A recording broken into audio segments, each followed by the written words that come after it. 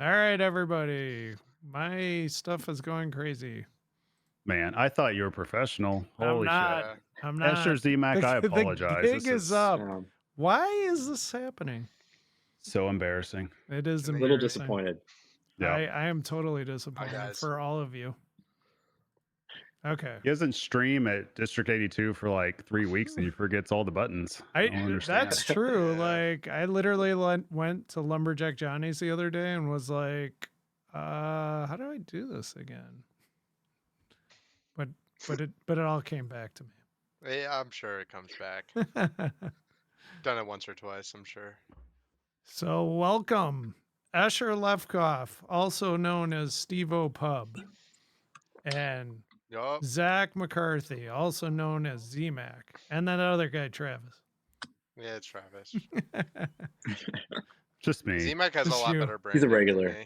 Everyone knows that ZMAC as ZMAC. SteveoPub. Not as you know, universal. In it's the not UK, though, universal. it's ZMac, and in Canada. I heard that. I heard that a lot. Yeah. Actually. ZMAC. People coming up, you know. At least your hair's on point though, ZMAC. That is impressive. What, you don't like my Thank you. Beatles haircut? Look at this. Okay, Escher, your hair's fine. It's you got plenty of it. It's nice Everybody to thinks have I have hair. no hair because I wear a hat. Yeah, well. Like, I get Yeah, that all the wait, time. Everybody wait, thinks I'm let's- bald. Yeah, let's see a hairline check then.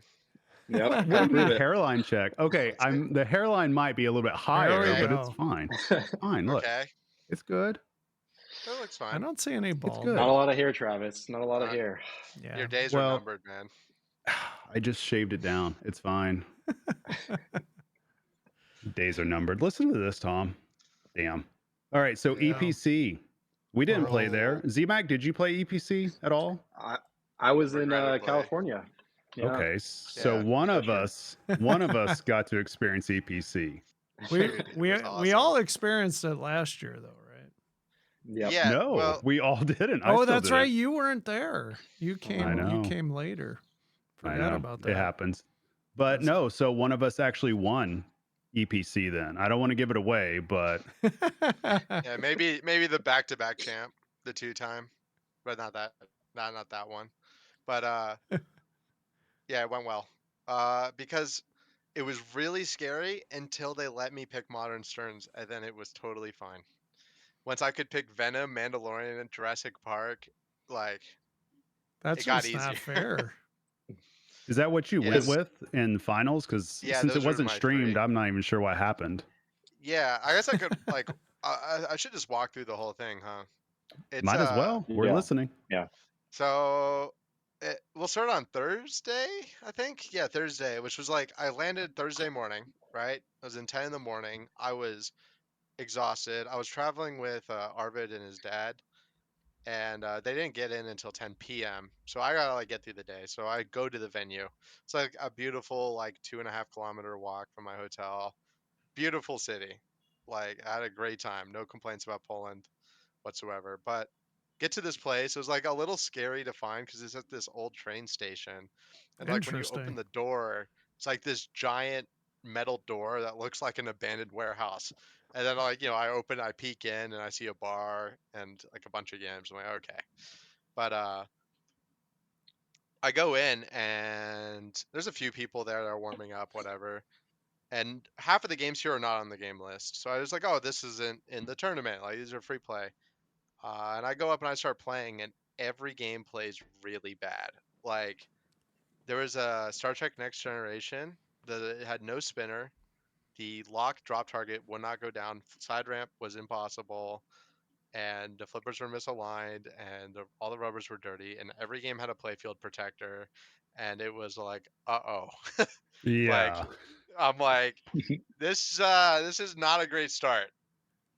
A few other people get there, we're all like a little anxious about it, but then we catch wind that none of these games are actually supposed to be in, and they're all at the next 2 buildings over. Oh wow. And we weren't allowed to go over there.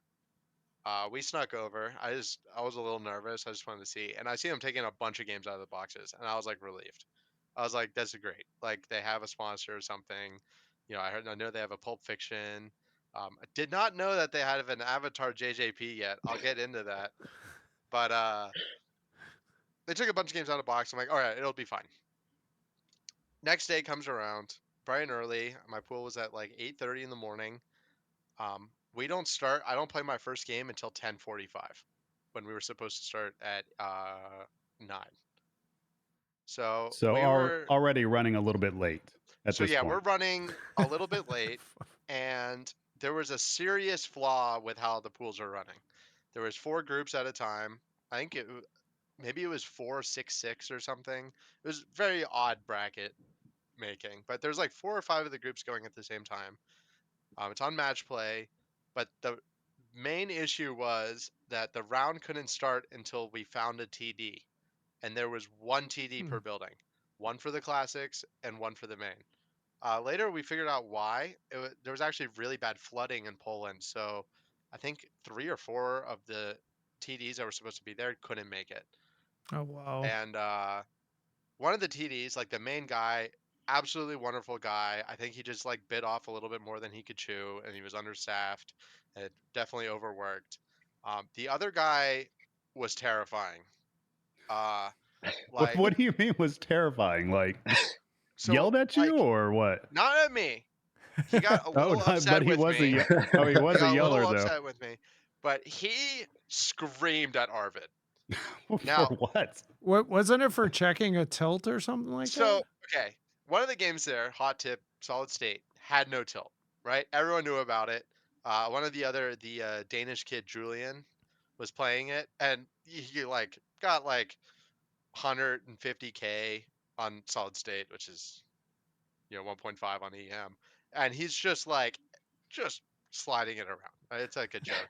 And Arvid catches wind, so he presses start and like just messes with it. And the TD sees him and he's like, "Why are you practicing? You cannot test the tilt." He's like, "Well, the tilt doesn't like work. I just wanted to see." Right? So was it Arvid's fault? Yeah, he should not have started a game and started shaking it. But also, like, the guy was like yelling at him, was like, "Is this your first tournament? Like, you need to behave. Like, if I catch you doing this again, you will be kicked out and not allowed. Like, is this your first tournament?" Like, he kept saying that. And then it was like, wow. Apparently, it was definitely Like, not his first tournament. Yeah. Right. So I'm guessing this happened probably in front of like dozens of people too.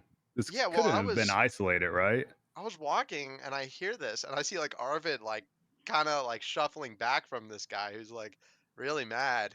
I had to go like quickly. I was getting water in between my rounds, and I was like, "Damn, dude!" Like, You should have just started a game and just shook it like right after Arvid. Just establish dominance right then and there. Make eye contact with the TD next time. I don't think you understand. Like, this guy was ripped and angry and would beat my ass for sure if we had to like get into an altercation. Like, and it would so like I'll skip ahead a little bit. When I was doing my classics qualifying on Silver Ball Mania, the pitch was probably like 0.25, I'd say. It would take about 2 minutes for the ball to come out of the pops just because of like how floaty it was. And the ball would get stuck on like inserts all the time. It got stuck on the rails underneath the flippers. It got stuck on the switch on the kickback. And like on my first ball, it must have gotten stuck like 4 or 5 times. And like by the third one, he's like visibly upset about it. And he's like, "Well, you like," I'm like, "I don't know what you want me to do." Like, like it's kind of tilty, and I don't know. It was just like one of those things where like even that as a ruling was making me like a little uncomfortable. But anyway, back to Maine. We started at 10:45, and my bank was so awesome that I can do it from memory. On the far left, we had Jersey Jack Avatar in the tournament without being on the game list, without anything. ZMac had played it 2 days ago at our local like convention pinball show, and I'm like, what the fuck am I supposed to do? Like, it's like I've never seen this game before. Like, well, and then all the Europeans are coming up and asking me. I was like, "Oh, you have them in the States, right?" I'm like, "No, we don't." Like, like, this was like a month ago. Like, I didn't even know it was like one of the prototypes or something. And believe it or not, the game probably malfunctioned 8 or 9 times during our round, like out of the whole like block that we did, because of bugs and also weird interactions in the game. You know how it is. But next to it was Dialed In, and admittedly, it was a great playing Dialed In. It was the best game in the bank.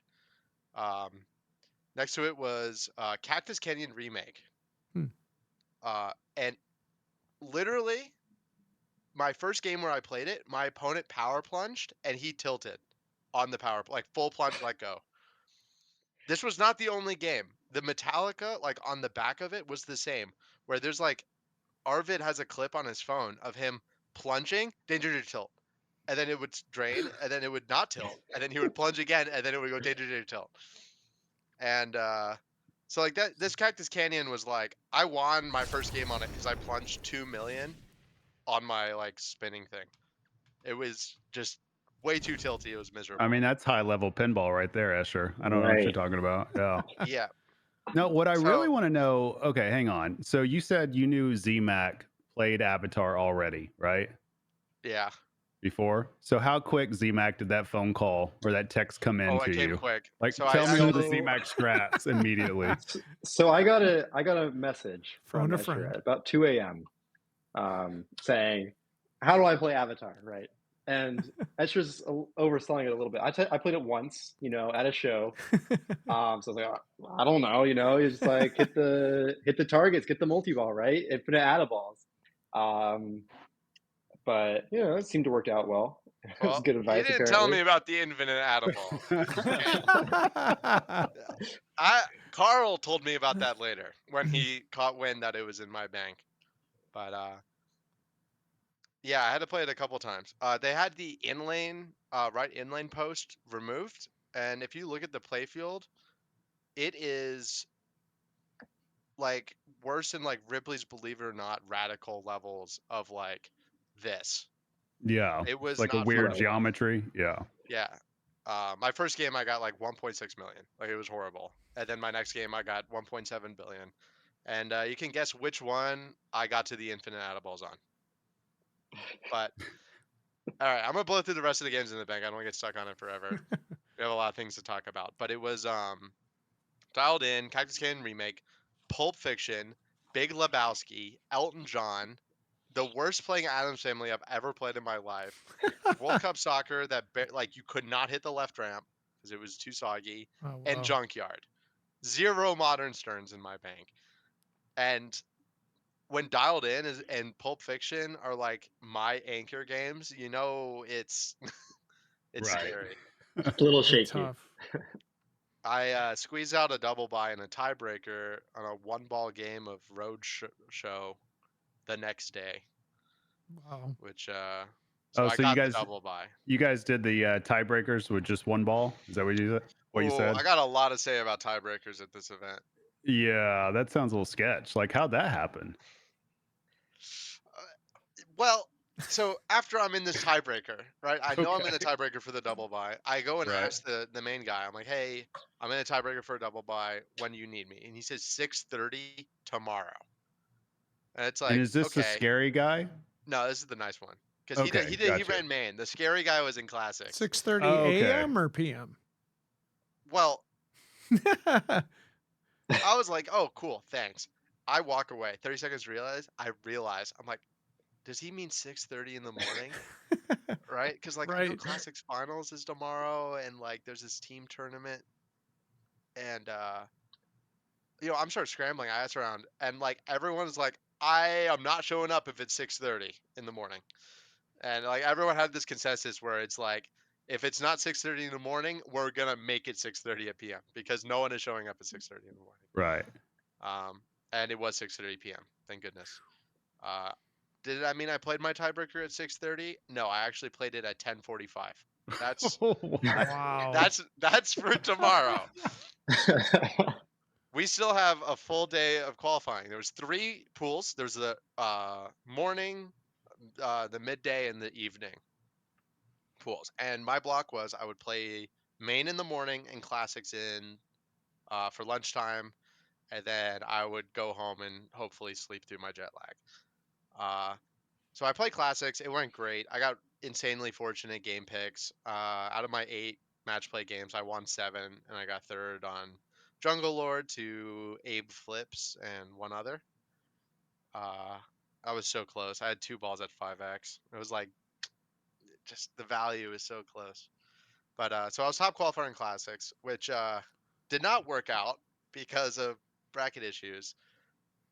So did you end up So anyway, that playing was the like day. Arvid the first round? What?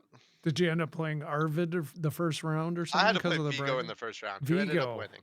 Okay. Because the way that they did the bracket for classics finals was they would do like double buys 1, 2, 3, 4, 5, 6, 7, 8.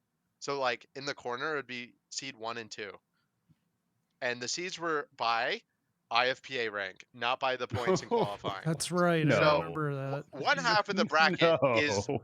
the most like fucked up hard bracket of all time. Like it's me, Peter Anderson, Daniele, Vigo. And what's even better is that the other legs of the single buy and the no buys were done the same way. So the Wow. bottom half of the bracket was Schlub Central, and the top half of the bracket was like Killer. good luck. Yeah. Yeah, right. And for the first 2 rounds, it was a best of 5 on a random game. Nice. 5 games You on played like the same one game 3 out Yeah. of or 3 wins. Yeah. 3. Wait, yeah, wait, wait. You're 3 on out the of same game? You Same played the game. same, The and it was same random. exact game. Random.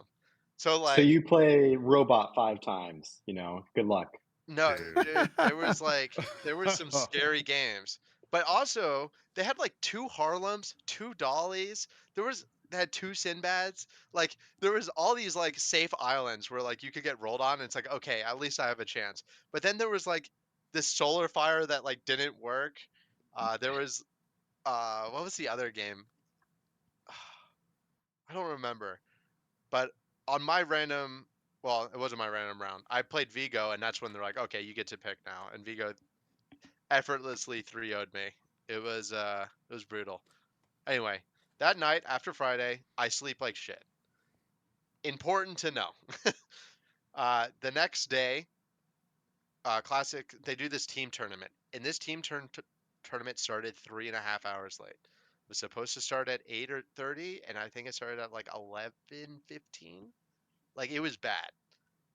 Team tournament, everyone was bummed about it because how it works is you would have 4 people on a team for your country, and then 2 people would play head to head, and then if they tied, the other 2 people would play a split flipper game for the tiebreak. However, if you got 0-2'd, like both of your guys lost, the other 2 guys just don't get to play. So like a lot of people were really bummed about not playing. I actually had a team for US. It was me, Kaylee George, Karen Kaiser, and David Dahl Hansen. They're both Swedish, but they were in America for a while. Like I grew up with David Dahl Hansen like as a local in Colorado. But yeah, like They wouldn't allow it or what? all 3 of them. No, they allowed it. Oh, okay. All 3 of them finished Honorary qualifying Americans. at Right. 3:45 in the morning. What? The day Oh on the first God. day. Right? Well, it's good to hear So- you guys manage time pretty well over there. Yeah. So I get a text from Kaylee. I mean, I can go look at my phone, but it was literally I like sent at 2:45. He's like, "Hey, I have 2 games to go. Right? We're not like we've agreed. I'm we're not not doing waking team up." tomorrow." Like basically, it was like the breakup text. And I'm like, yeah. And then I was like, okay, I understand, right? Like tomorrow's classics finals, everything else. But yeah, okay. Next day comes, team tournament runs really far behind, and then classics is ready to start 2.5 hours late. They have to do tiebreakers, and tiebreakers are 1-ball playoffs on random games, and there is a ton of tiebreakers. Like, it's weird because I don't think they even like mattered. It was like it was only for the double buy and the buy, and it was like everyone would play like 1-ball game after another. It took an hour and a half to play the tiebreaks. And it wasn't like per seed or anything. It was just like the buys and double buys. I don't know why it took so long. There was a lot of bracket issues. I don't know if you have figured that out yet, but anyway, Classic starts. I go out. This is when the first Escher Lefkoff stream goes live on my Twitch channel. You can check those out. Which is I've been waiting now because I didn't play in the team tournament, but I still got there at 9 just in case I could find some Americans. So I've been waiting for like 8 hours now, like really tired already, and I have to play main finals tonight. They were saying that we were doing 3 rounds or 5 rounds tonight. So for me as a double bye, because I won my tiebreak, I had to play 3 rounds tonight, and it's like Classics didn't finish until like 10:30, and now we're doing the tie breaks, and the tie breaks are a nightmare because they don't know how to do it. They don't want it to be like Classics ones. There's a lot more of them to play, and that's when they started signing random games, one ball playoff, and but I got fortunate with mine because I was in the early pools, and so when I asked, like, okay, what game am I on? They're like, you're on Roadshow, and I'm like, is it a one ball game? And he's like, no, it's 3 ball. So shout out Peter Blakemore for telling me the wrong information. So I got to play a 3 ball game as my tiebreak. So everybody else did a 1 ball. Yeah, but you did a because we were 3 ball like the because first okay, one. So right. also, love Peter Blakemore, super nice guy, right? Really British, like really British, and he's on the mic. Also not a loud guy, kind of a soft voice, and he's the guy with the microphone calling matches. And I can't like I only speak English and I can't understand him. Like so, but anyway, I start my first match. We start a best of 5. I have to play Timber Engelbein in the first round, which is annoying because he was in my pool and he's really, really good, which we'll get into. Whatever. We started at 11:45. I'm feeling really sick due to how tired I've been. I kind of like just spontaneously get sick. And yeah, so I'm feeling like I'm on ibuprofen. I'm sniffling. Like I'm just trying to get through the day. Game 1, random game. How it works is that they would pick a random game for you, and then you would play it, and then you would just move to the right for your best of 5. And thank God I landed on Jurassic Park, and I'm like, let's go. Like this is great. But then I look to the right, Adam's Family, the same one that I just like hated, and Timber whooped my ass on it in pools. Scooby Doo, a NBA Fast Break with no tilt bob, and a Rudy's Nightmare. And it's like, Travis oh is my happy God. about the last one. It was on original code. Not the 2.0. I prefer the 1.5 and the 1. Yeah. But yeah, anyway, game 1, I beat him. I didn't have to play ball 3. I finished it was like I think I was at 2.1 and he finished at 1.8. So like it was a long ass game of Jurassic. Now, is this a pro or a premium? It was a pro. It was leaning extremely to the right, so backhanding the Raptor was like not a good idea. It was not very tilty at all, and it had 3 dangers, so you could get away with a lot. It was not on tournament mode either, which doesn't really change much. But yeah, they had a really funny rule. Most of the games had extra balls on still, and how it works is your opponent got to plunge your extra ball. So there was a lot of shenanigans in Star Wars where people picking 5 TIE fighters for their opponent and just timing out their hurry ups, or like starting their multi ball that they can't play. Like there was some shenanigans there. Wow. Anyway, so I beat him on Jurassic. Game 2 is on Adam's Family. He has a really bad first 2 balls. I finished at like 100 million. He hits 4 jackpots in his multi ball restart to catch me. And I'm like, damn. Next game was Roadshow. And I just like I needed 200 million on my last ball with multi-ball. I didn't get it done. So I'm down 1-2 right now. It is now 1:30 in the morning, and we're going into the NBA Fast Break with no tilt bob. And like we both agree, like no TDs involved or anything, even though TDs are watching, we're like we're not playing it. We're skipping it. Because the match before us, like someone won it was like 840 to like 620 or something. Oh my Like God. one of them had 4 rings. Like it's on concrete and it has no tilt bob. Like Right. you should Yeah. never drain. Yeah. And so then we skipped it and we just went straight to Scooby-Doo. I don't know what a good score is. I don't know how to play that game. I got the Lewis Bevins tutorial on Discord where I asked them very nicely. I'm like, "Hi Lewis, can I have like a four sentence tutorial?" And I get 3 paragraphs, and it, like that's okay. I'm okay with that. But I did something good. I finished at like it was like 140 maybe, and Timber finishes at like 110. Like he had me, but he double drained multi-ball. And we go into Funhouse, and I am at this point I am like literally throwing up in between balls because I am so tired. I'm really sick. I mean the sickness I had was just like congestion, but I think with the amount of like I've been up for like lack of 22 sleep can hours at kill this you. point. Yeah. Yeah, and like I've had 5 hours of sleep, 6 hours of sleep, and the 2 hours of sleep on the plane. Like I'm not feeling good. I ask him. I was supposed to go second on this game, and I'm like, hey, can I go first and just play my full game, and then you just text me if I win or lose, like so I can go. And he's like, yeah, sure, because like he's getting an advantage for it, and it worked out. I played my game for 27 million. And he came up short at 24 million. He had a jackpot lit. He missed it, and then didn't get back to any multi balls. So it was a really close match. He played really good, and I played good as well, even considering my circumstances. Hmm. So now we're going into Sunday, right? I have my expectations are 0, and I show up, and they have reseeded the bracket correctly, and now we get to pick games, right? Higher seed gets to pick and choose position, which is a little weird, but and then it's top 32. They didn't force us to play 2 more rounds after the Timber match at 2 in the morning, which was nice of them. Anyway, I start to play Europeans on Modern Sterns, where a lot of them have like never seen Venom before. They don't know how to set up their 6x on Mandalorian, and what was it? I picked 4 games. Oh, and I was picking Elton John as well. There's an Elton John with ball save, and if you don't know how to play that game, like you can kind of really get left in the dust.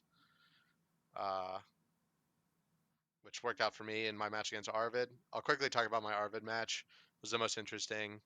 Game 1 was on Venom. I put up like 860, I think. He hadn't played it yet. Couldn't find any of the shots. This Venom played really mean. It's like just one of those. You missed a shot, it kills you. Next game, he picked Junkyard. He had yet to play it. He just felt like it. And it's like, okay, Arvid. Like, sure, I'll play you on Junkyard. This Junkyard played great. I wish I knew about it because you could actually just hit the super jackpot over and over again. And the thing would actually spend a lot of time swinging. So, but I missed my super. He beat me. I destroyed him on Elton John. I bricked my champ multi-ball, which was a little sad, but I still had like 200 million. He had no idea how to play it. Then he picked Adam's Family. Ball 1, he puts up like 120. I put up like 200,000. He tours the mansion. He's at about 300 million. I turned the game off. Wasn't trying to do that. And then on Mando, I put up 1.2 billion. He had 6x running with his next multi-ball 5 shots away when he drained at 600 million with jetpack. So it was really close on game 5. It was a few shots away, but I got it done. So that was EPC. It was fun on Sunday. Nice. And so that was your what? Your 3rd major? 4th. Right. 4th. I won Papa. Shit, what am I missing? Indisc, EPC. Oh, that's right. You did. Yeah. I remember the Indisc one. The other ones though. Yeah. Forgot about. Yeah, I forgot. You got Papa. So you did Papa like what? 13? 13. 12 or 13? Yeah, 13. 13. Barely 13. Like 2 weeks. Could you even see over the lock bar back then? Yeah, I was like 5'1". Okay, yeah, you're fine. It was good. It was you definitely could tell in the old videos because you can't see the flippers because I put my stupid you head just lean your head like that. Yeah. So. Do you think things went the way they were because they were kind of short staffed, and then like it's such a big tournament because there's like 256 people. It was 256. Yeah, that's a lot. And then all those Yeah, games so and stuff. yeah, they were definitely short-staffed, but I think the biggest crux was I don't think they really I don't think they really knew how to run a tournament.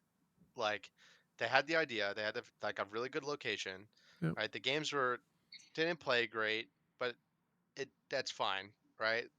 It was just the main issue with why it was so difficult to play through, and it was like really daunting towards the end was that these delays. Like I slept underneath Demo Man at one point for 90 minutes. Like I think there's a picture of me someone got of me literally just like actually sleeping on concrete underneath Demo Man. You were just like a pinball bum that weekend, is what it Yeah, sounds like. yeah, man. And the casual drinking didn't help. But yeah, so I don't recommend that. He's of age, I can't everybody. I can't say anything, but EPC as a format is going to change. I don't think this year or next year, or like when I say this year, I mean like Austria, and maybe I think Sweden's after that. Maybe I don't think those ones are changing, but I think after that there might be new rules on it. But it's I mean, do you not think like it has to sorry. change though? Yeah, I think so. What do you want to see it to change to? I think the format's fine. I really like head to head. I Mhm. just think people need to prove that they are able to run tournaments at the venue and like have experience doing it and like enough staff and Right. everything to make it happen. Because the one thing that like really happened is like I had a lot of people like Europeans apologize to me and were like, "Oh, this isn't European pinball. Like this is a terrible example, right? Like come play and blank, blank, blank, blank. Like it's better there." The True. guy that's running Austria and EPC next year like showed me all of his plans and like half of his staff was there, right? He has all the games. He said he's been already prepping them. It's like he has an ice rink that or a hockey rink or whatever. He's got plenty of space. It'll be good, right? So I don't think you should be afraid of EPC, and I don't think you should be afraid of Poland, of like pinball, right? It's just that I think this year was just like a combination of a bunch of bad things happening, and yeah, you need to have like a TD license, Yeah, it's like a maybe it's like just a learner's permit. I don't think you don't have to like turn in the worksheet of like the 80 hours of driving practice you need, you know. yeah, it's not Just like like no, just go run ahead. like a mixed match play. It's not like IFPA where like Josh and his crew are running everything every year. It's always somebody different, right? I mean, that's my understanding. Like it's whoever's running the event is running the tournament. So, I mean, I wonder Yeah. if they Right. had somebody more central involved with it, if things would go smoother. But Yeah, maybe. I don't know. I think it's hard to tackle, but I have heard I don't want to say anything on here because I don't know what I'm allowed to say and what I'm not, but I really do like the new changes that are proposed currently. I don't think they're I think they're going to change a lot and because it's very far out, but yeah, I think Josh received a couple too many emails. Good. So It's something's all fun changing. and games until Josh has to spend like an hour of his day responding to emails about people complaining, and then it's like, yeah. So I but hear anyway, that was my Poland. There's a lot of other drama that happened, but yeah, not most of them aren't my stories to tell. So I'm sure we'll hear them come out. yeah, But speaking of more Europe pinball, somebody else also won a tournament over in Europe. ZMac, Mhm. you want to tell us about UK Open, your experience out there? Sure. Um, yeah, Actually, let's get to the front part. Okay, Yeah. hang on. So Okay. this was the funniest part though. So obviously, I don't know if Tom, if you have any of the games queued up or anything like that, but I had no more than like 6 to 8 people text me about what you were doing on Rush. And I haven't got a chance to see it yet, but I guess somehow you decide to use the diverter to ski jump into another shot or something, or what was it that you were doing? Do you even know what you were doing? No one uses diverter like this kid. Me? Yeah. What I was Oh, doing? Well, not Escher. I didn't even pay attention to Escher. He was playing the game UK damn Open. well. That's what he was doing. Not look into it further, okay? I had a great tournament, and everything went to plan, and there was no streamed tiebreakers, okay? So how did that Okay, rush so as go, far as Z-Mac? the rush diverter, yeah. Yep. Okay. Yeah, I mean, I thought the rush overall, the rush was like pretty. It was fine. The right flipper was kind of wonky on it. It was a little steep, but everything mostly worked fine. 8-time machine hits. 8-time. That's true. They changed it from 4-time machine hits to 8-time machine hits. Oh no, they went that direction. So they went that direction. Got Oh. a bunch Did of you hear hits. about why? Did you hear about why, Zach? No. So, because you know how Raymond, a lot of people know how Raymond feels when games that he's worked on have to get like absolutely bastardized. He doesn't like it. Especially Rush. And so he was really bummed when he heard that it was 8 shots for Time Machine. But the reason why the settings buttons were not working, there was a bad wire somewhere. They didn't have time to fix it. And it's like, it's still in tournament install from last year. It's the exact same. So we're just going to keep it that way. So, yeah, Neil McRae wanted it to be 4 Time Machine hits. Right. But he couldn't change it. Right. Okay. Yeah. And then it's okay. So about the diverter, right? What you can do, right, is let's say you want to be on the right flipper because you're hitting a shot, you're hitting the VUC or whatever, right? So you divert it to the right. Well, now you're making a shot like on the fly with a like weak flipper, you know, like maybe it works, maybe it doesn't, maybe it's not possible. Or, you know, you can divert it to the left flipper and then just bump it over, right? Do a ski pass.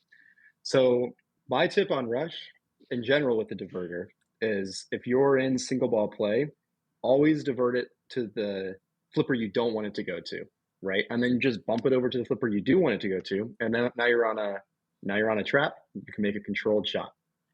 I think that is really good advice. I think the one thing though on some rushes, at least when I owned one, when it came to the right inlane feed, it would moonwalk to the inner inlane and then come to a cradle. So if it does that, then you should probably always go to the right. But I never really thought of the diverter that way. And also the way Zach does the diverter, I think I said something on stream about it. He is like 3 steps ahead at all points in time. Like I see him hit the button and I'm like, what is he doing that for? He hits 2 more shots and then hits the side ramp. I'm like, oh my God, he knew it. Like he's so far ahead. And yeah, I think I said something on when I was on commentary about it. Yeah. On rush, it's very important. Like always know where you want to go, right? Like get yourself there with that diverter. So you pretty much then, for anybody that's watched that or anybody that's listening to this, you pretty much just changed how everybody's going to approach it now. It's like one of those things that always fascinates me about pinball in general. And I think Z-Mac, we talked about this a couple of weeks ago about like a prime path and about doing what you need to do to get to where you need to be. And Escher, we talked about this too.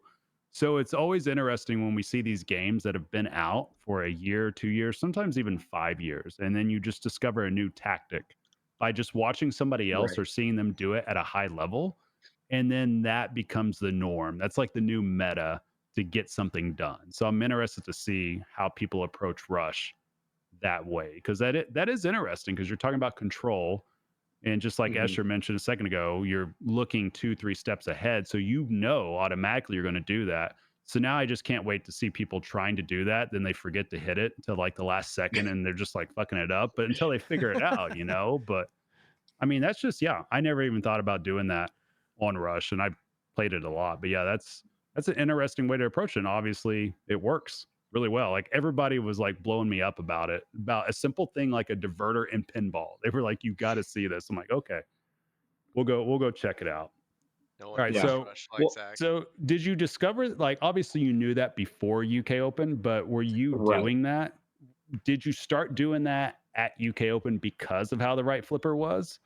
or did you know that Um, was just your tactic on it already? That's like I would say that's my standard approach on every rush is to do that. Unless on a rush like Escher described, where it like does something funky and causes issues. Um, but yeah, it's just it works on almost every rush that I've played.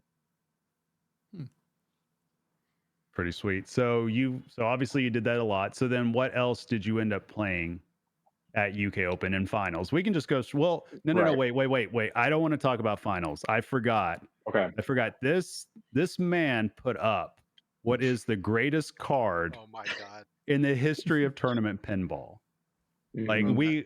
I have to bring it up right now. Yeah, it just Dude. dawned on me. I'm like, wait a second. I'll never Carlos do it ruined again, it. you know. Carlos ruined it. It was He did. perfect, and then Carlos ruined it. It was a true perfect card because it was 3 number 1s and 2 number 2s, and the 2 number 2s were to himself. And then Carlos banged out like a 15 million on TNA or something, and I couldn't believe it. Like an hour after I submitted, he like comes over to me. He has like a smirk on his face, and I just know, you know. I just know. so But So yeah, which game that did was he pretty mess up? total nuclear annihilation. Oh, you know. okay, gotcha. yeah, Yep, I see it now. 13.2 million or whatever he had, which just wasn't good enough. Yeah. So Tom, are you able to bring up this card on the stream? I can try. It might goof things up. Okay, if you think it's going to goof things up, then I can I just think- say it because Yeah, go Travis, for it. I think you can share your screen. I think it's the second button because I accidentally hit it. Do you really want me hitting buttons, I Escher? think Do we you should not know run what it. happens to me whenever I We do might that? I end think my we should stream. I think we should run it. Well, I can definitely say what it is. So obviously TNA, 13.2 million. That's good enough for second. Stranger Schwab. Things LE, 780. We'll just call it 783 million.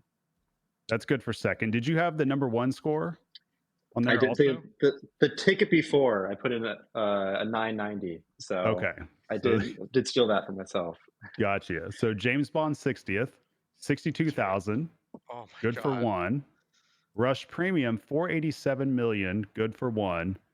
And John Wick LE, 322 million. Good for second.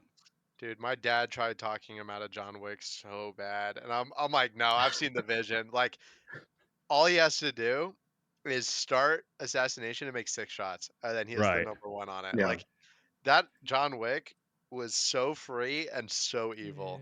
Like Yeah. but he It's had all of the insane. momentum, had all the momentum in the world. So what game did Papa Lefkoff want ZMAC to go to? I don't know. Anything but John Wick. What What he game would really you have gone should- to if you For got like talked a out of John safe Wick? double buy. Okay. Yeah, for a Right. safe double buy. Yeah. Well, I would have done Alien Star. That thing was free. That thing played really Yeah. easy, and the scores were Send my really low. card. Oh, well, there he is. He's in chat. He said Avatar, which was Avatar. weird that you didn't play that game. But And we're talking about Stern Avatar, right? Not yes. JJP. Yes. Since because that was the Yeah. EPC. That was okay. yeah, the good one. Well, we'll see. But You know, so if I didn't play, if I didn't play John Wick, I probably would have played Labyrinth as well. right. Because that one is another. At that tournament, there were a bunch of games that was just like most of the people there have never seen before. You know, as far as like Bond 60th and John Wick. You know, like these newer games. So I was trying to stick towards those ones, and Labyrinth's another one of those. So the scores on that one were also like pretty low for how, you know, reasonable it was playing. I think the one other thing that was really interesting about UK, if you bring up the standings, the difference between a double buy and making the cut in quality of card is insane. If you look at Arvid's card and see how he didn't get a double buy, it like here, Travis, what is Arvid's card that was not good for a double buy? So let's see. He had 903 points. That was good Yeah. for 6. So yeah, it was. Let's see here. TNA 2.5 million. That's ranked 9. Twilight Zone 1 billion and 55 million. Good for third. Funhouse 11 million. Good for 20th. Metallica 76 million for 37th, and 716 million on Iron Maiden. Which was the Good number enough for one one. score. which Yep. was number Yeah. one. So two 903, number one that's- scores, right? He had 2 number ones, and his worst score on the ticket was 76 million on Metallica, and he wasn't like, he was out of the buy by like a significant margin. So what I'm saying with like, to get the double buy, you basically had to put together a card that had multiple number ones on it, and everything else has to be a single digit number. Like,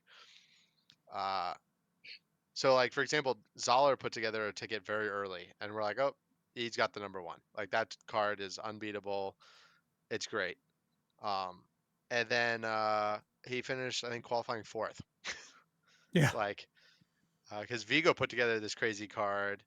I put together a solid card, which bled up above Jason's for various reasons, but I think Vigo's card and Jason's card were tied, so I think the 2 Swedish kids might have done a little sniping in the queues, maybe a little bit of bleeding on certain players. but yeah. And then ZMac dropped the nuclear bomb, and qualifying was over. So when you were doing that card, ZMAC, did you know? Like, obviously, you knew it was a great card going into the very last game, Right. but did you know it Right. was like an all-timer? Did you even think that way, or were you just totally focused on a double buy at that point? I was trying not to focus on it, but I really did want to put the number one score on John Wick and try to, do the all-time great card. Right. But There yeah, was quite I a was crowd. I was trying to stay calm, because if you think like, oh my God, I need to put up 400 million on John Wick, and this is going to be all really great, then that's the time when you get the 300K game. Got to keep the nerves down. Yeah, that's Yeah. insane. So did you do it quick, like on ball 1, ball 2, or was it one of those games where you had to do something on ball 3? Travis, I Here, was let on me ball 2. let me Was tell he you. Do you want to sweating describe it? Escher, was he Let sweating me. it? Can I say my thing on it? Because my I just want dad to. Yeah, I was just in want to know classics queue. if he drained on ball 1 and then started pacing throughout the whole place before he came No. back to ball 2. That's what I want to know. But there was this one in lane. My dad had just started a game on Alien Poker and Classics, right? And after ball 2, he takes his headphones off and looks at me, and he's like, "How's ZMAC doing?" Like, I'm like, he started like 20 seconds ago, and he's like, "Yeah, how's he doing?" I swear I walked over there, he's at like 140 million already. Like, it. There was a few things that got there, but I felt like it was pretty efficient. Pretty I don't quick. know. So you just teleport it is what you did, ZMAC, right? He So, started the okay, funny let me mode. walk you through the game. Let me Okay. walk you through the game, Travis. Okay. So my strategy in qualifying was I was lighting my car multi-ball, lighting my assassination, and stacking assassination with my car multi-ball. That way I can because car multi-ball doesn't instantly boost your enemies and stuff, I could, still make enough shots during like the free period, and like get good value out of it. So ball 1, I light my car, get maybe 2 away, light my node. So I'm well prepped, right? I start my assassination ball 2, car multi-ball lit, brick the shot, just nail that little post, and it goes like power right out lane. It has this crazy spin on it in lane, right? And then I start the multi-ball. I could not believe it. And then I have a terrible multi-ball, right? And so I get out a multi-ball and I'm at 4 million. Every shot has an enemy on it, and I'm like, man, this is it, But I'm able to get through enough enemies and hit enough assassinations, and my assassination value is, it gets beefy, right? And I Right. get to 100 million after ball 2, and now the pressure is kind of off because I know I'm way ahead of Vigo by a solid 20 points or whatever. So now it is just see if I can do the 400 million, funny.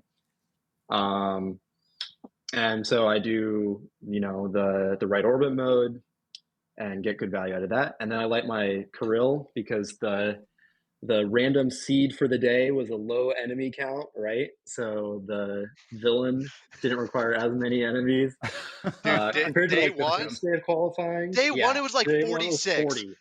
It was Yeah. insane. It was wait. Hold crazy. up. So the seed is still on, even if the game's in Yes, competition? Yeah, Oh, that's right. shit. That's right. yeah. Well, Day that's So two day seed. one was fun. like 46. Day Okay. 2 was like 19, right? So I get to light my enemy. I get to play Kirill, get to like 300, drain out, and it was good, right? Good end. Yeah, it was the good ending. That's It was a crazy. good ending. That's crazy. Like, I can't imagine that either. It's kind of like one of those things too. That's like, whenever you do come up to a game and you know you need a big score, but you do it quickly and you do it Right. efficiently with, even if there's like a little luck, like you kind of described, like the spin coming in to the end lane, but then it's like, then you hit the shot immediately though. You know what I mean? Right. It's like one of those things, if you get to bounce your way and then you execute afterwards, like that's one of the most fun parts in pinball, in my opinion. It's like sometimes Mhm. you need a little bounce your way, but then you Dude, make the something second, happen right if you after. can make the second chance happen, it feels Yeah. better. Well, obviously, it feels the best when you just do it. But when you get that second chance, then you actually like capitalize on it and you run away with it. Pinball's really weird because you get a lot of inlanes you don't even think about, but some Mm-hmm. inlanes are Mhm. different. Like, Yeah. it doesn't matter what game state, it's just like how they happen, like how it affects with how you're like. I'm a very flow player. ZMAC's a lot slower of a player than I am. Not like, which is to my detriment, right? It's my biggest flaw, but also why I score really fast is that I just play fast. Um, yeah, it's just like for my flow in the game, I get that in lane and then I make the shot. Like now I'm dialed in. Like now I'm feeling it. But if I get that in lane and then I miss again, it's like, oh, I'm screwed. Like my mental's boomed. Like I Right. don't know. There's very much so all that mental in pinball. No, there's something to it because we're basically talking about building up momentum too. You know, it's like because the way that things go, it can become very momentum based, especially if you know that you're going for a certain mode to execute or a certain sequence of shots to execute in the way that you have it built out in your mind already, right? Because I mean, we all already have a mental model for what the playfield layout is, what the rules are, and what our path is to get to where we want to be. So it's kind of like, yeah, for me, it's just weird if all of a sudden you rattle a shot and it goes elsewhere and you're trying to get a ball back on a flipper. But yeah, like you Mhm. said, you get in the flow, you start hitting shots nonstop. It's nice. All right, what's the chat saying? Is the chat lighting us up there, Escher? Is that Bagwell talking shit? Chat Bagwell's saying out there. Of course it's ZMAX the Bagwell flow talking master. shit. Always Love, Bagwell. Yep. love Bagwell.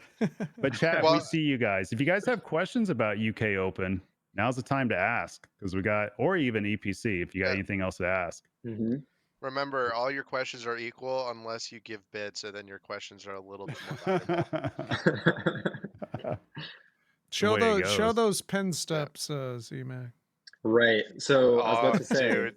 as everyone knows, Vigo had an early exit in UK Open, right? So Where sad. he was So sad. on game 3, 4-4-5. He's a 4, just needs a first or second to play another game.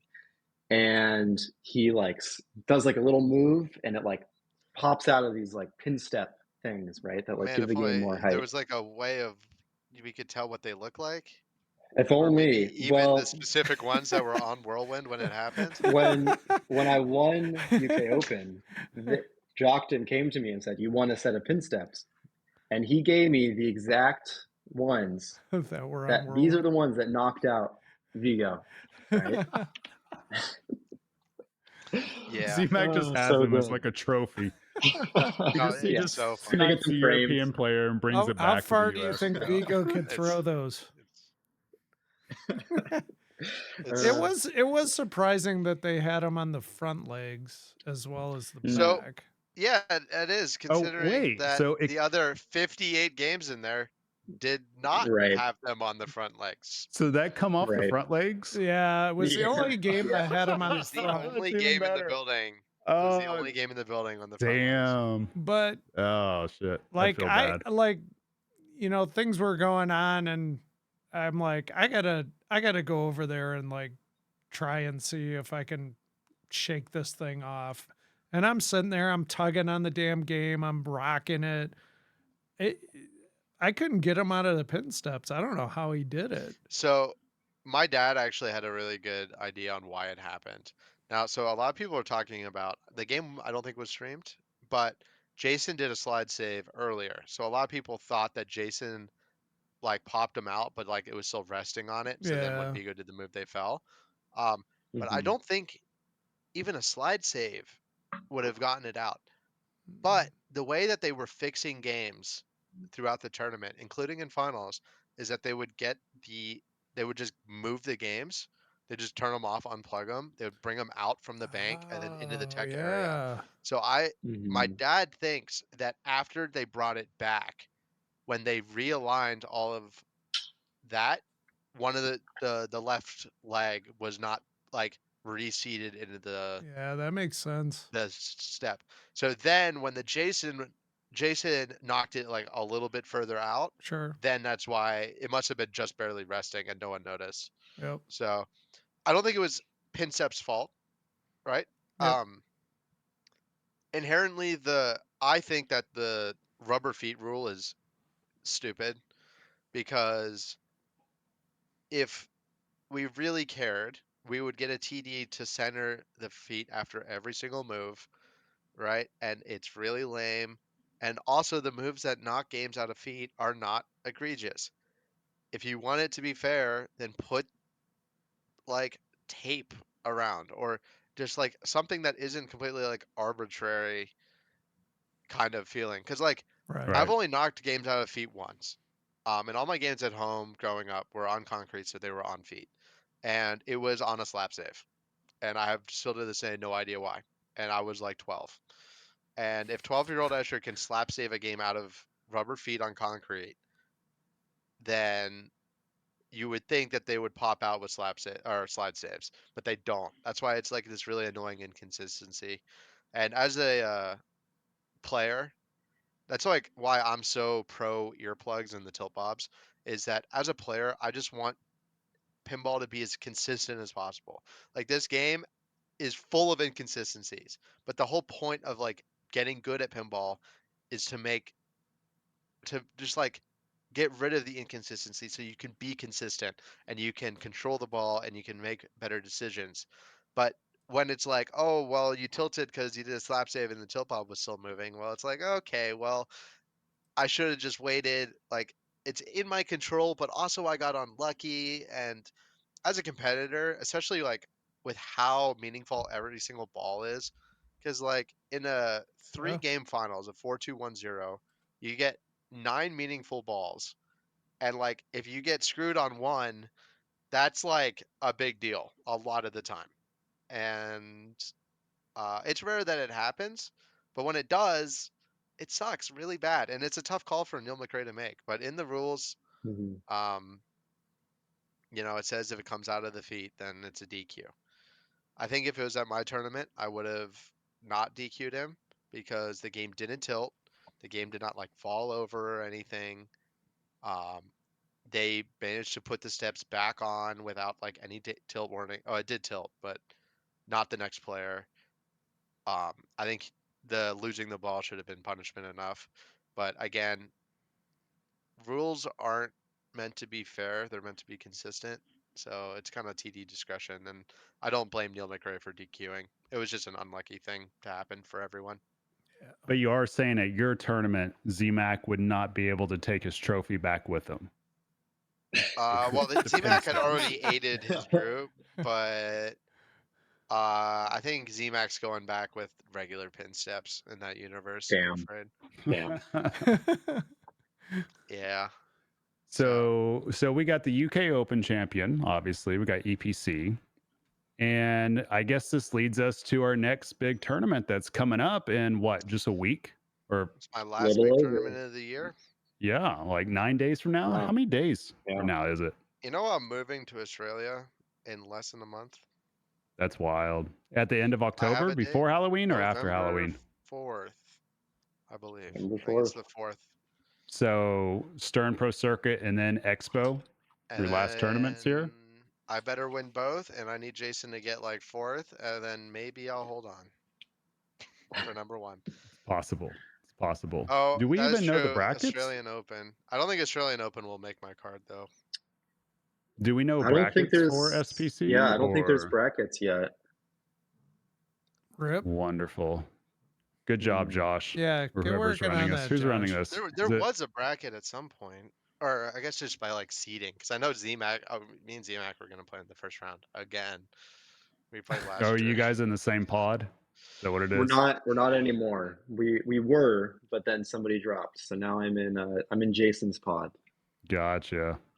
So Yeah. Yeah, I looked at it earlier. I thought I had them all figured out, but yeah, somebody else told me, and they were right. It's like, somebody's going to be bound to drop out last second. It's all going to change. right. It will anyways. mix up. Yeah. Yeah, it was like how an unnamed player at Nationals this year like said he was coming and then like dropped out at the last minute and they had to redo the bracket. So Right. like looking through it, yeah, if you know, you know, but yeah, I was, it's like, oh, okay, I've been practicing. Like, I know what this guy's good at. Not that I pick against people, but like, you kind of just like mentally prepare to play someone. And then like the bracket gets nuked because someone like didn't show. And it's like, yeah, it's like, Yeah. okay, Yeah. it's fine. I mean, it's nothing. Like, you should still, if you're planning on winning the tournament, you have to beat everyone, right? So, Right. yeah, and I did. Well, I not know beat the game list is interesting because before I saw that John Wick was on it. Now it's not. So I'm guessing that's because of assassination and all that. That's my Oh. guess. I'm just guessing.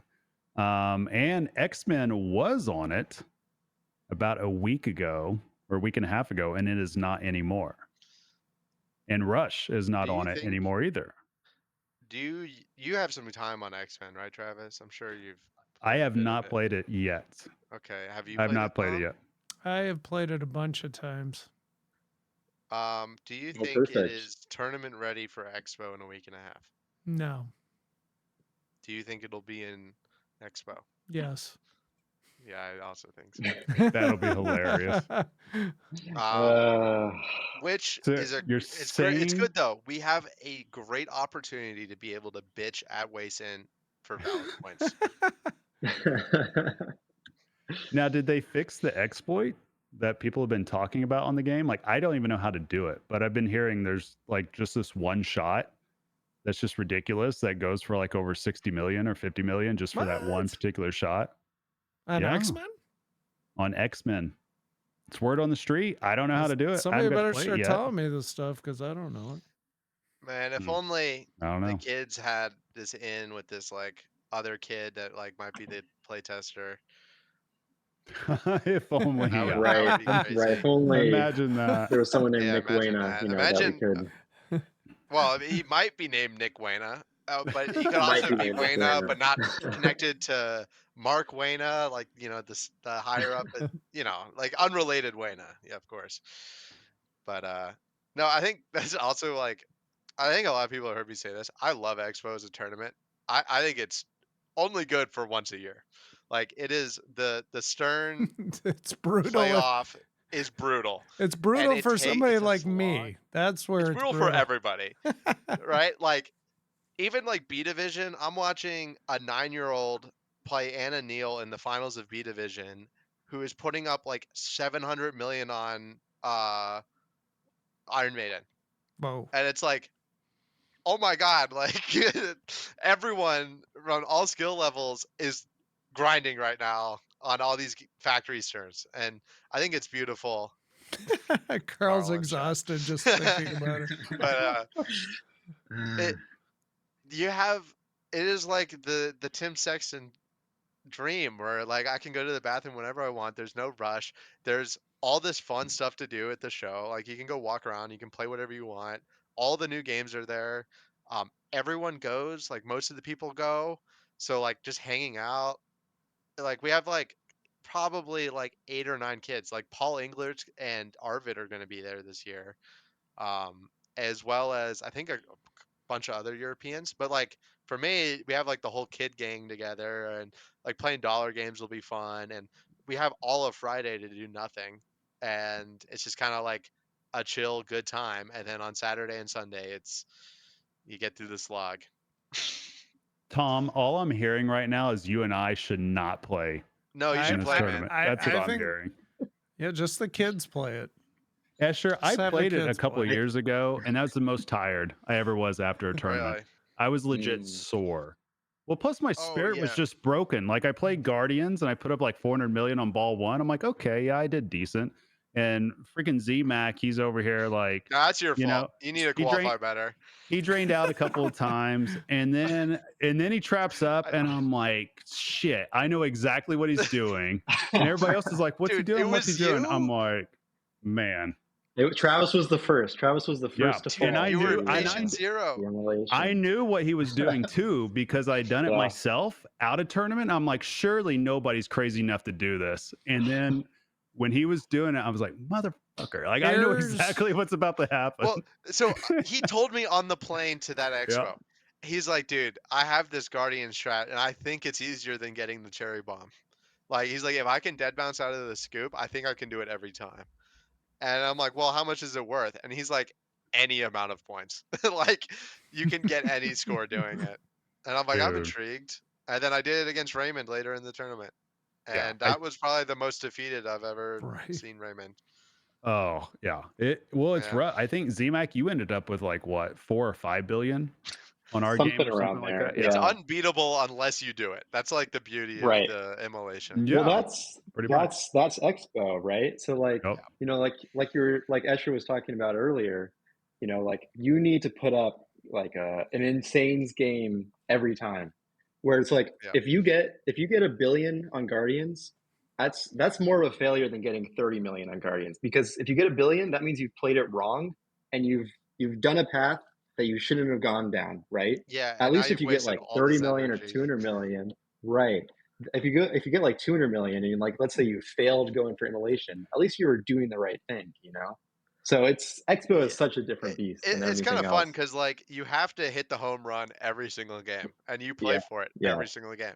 It's like, oh great, I'm playing Jason Zoller on Avengers, right? Like I know I'm going into this. It's like, oh maybe he has a bad game. He doesn't do that, right? I Right. thought Yeah. that he had 2 billion after 2 balls, and I'm like, I got his ass. I'm at 1.4 billion. Surely it'll hold. Color me surprised when it did not, right? Like there's all these different it's you just have to hit the home run every time. And also it's like Yeah. this cool tournament where you get to like do strats you can't do anywhere else, right? Like Mhm. the ZMAC, 3 billion in Spirit of the Radio, right? You're not going to do that at Indisc on that rush, right? Like that rush is set up really hard. But because this one's factory, you can get like way more creative with how you get your points. And that's kind of like the beauty of the modern Sterns is that there's not really one way to play them.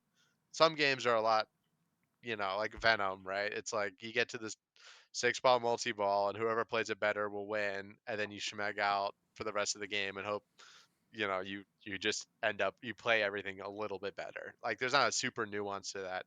But then you watch people play like Led Zeppelin or Rush. And like, have you ever watched Jared August play Led Zeppelin before? Yeah, I Yeah. got to Travis watch it has. during my Yeah. during my ball Oh, one. Yeah, Yeah. that was Well, play it. How much fantastic. did he get? How much did he get? He had like, Travis wouldn't let me stream it either. yeah, I was like, just don't even bother. Yeah, he had like 600 million or 500 million on ball one or something On like tournament that. install. And if you know that Yeah. game Yeah. well, tournament Yeah. install is really hard.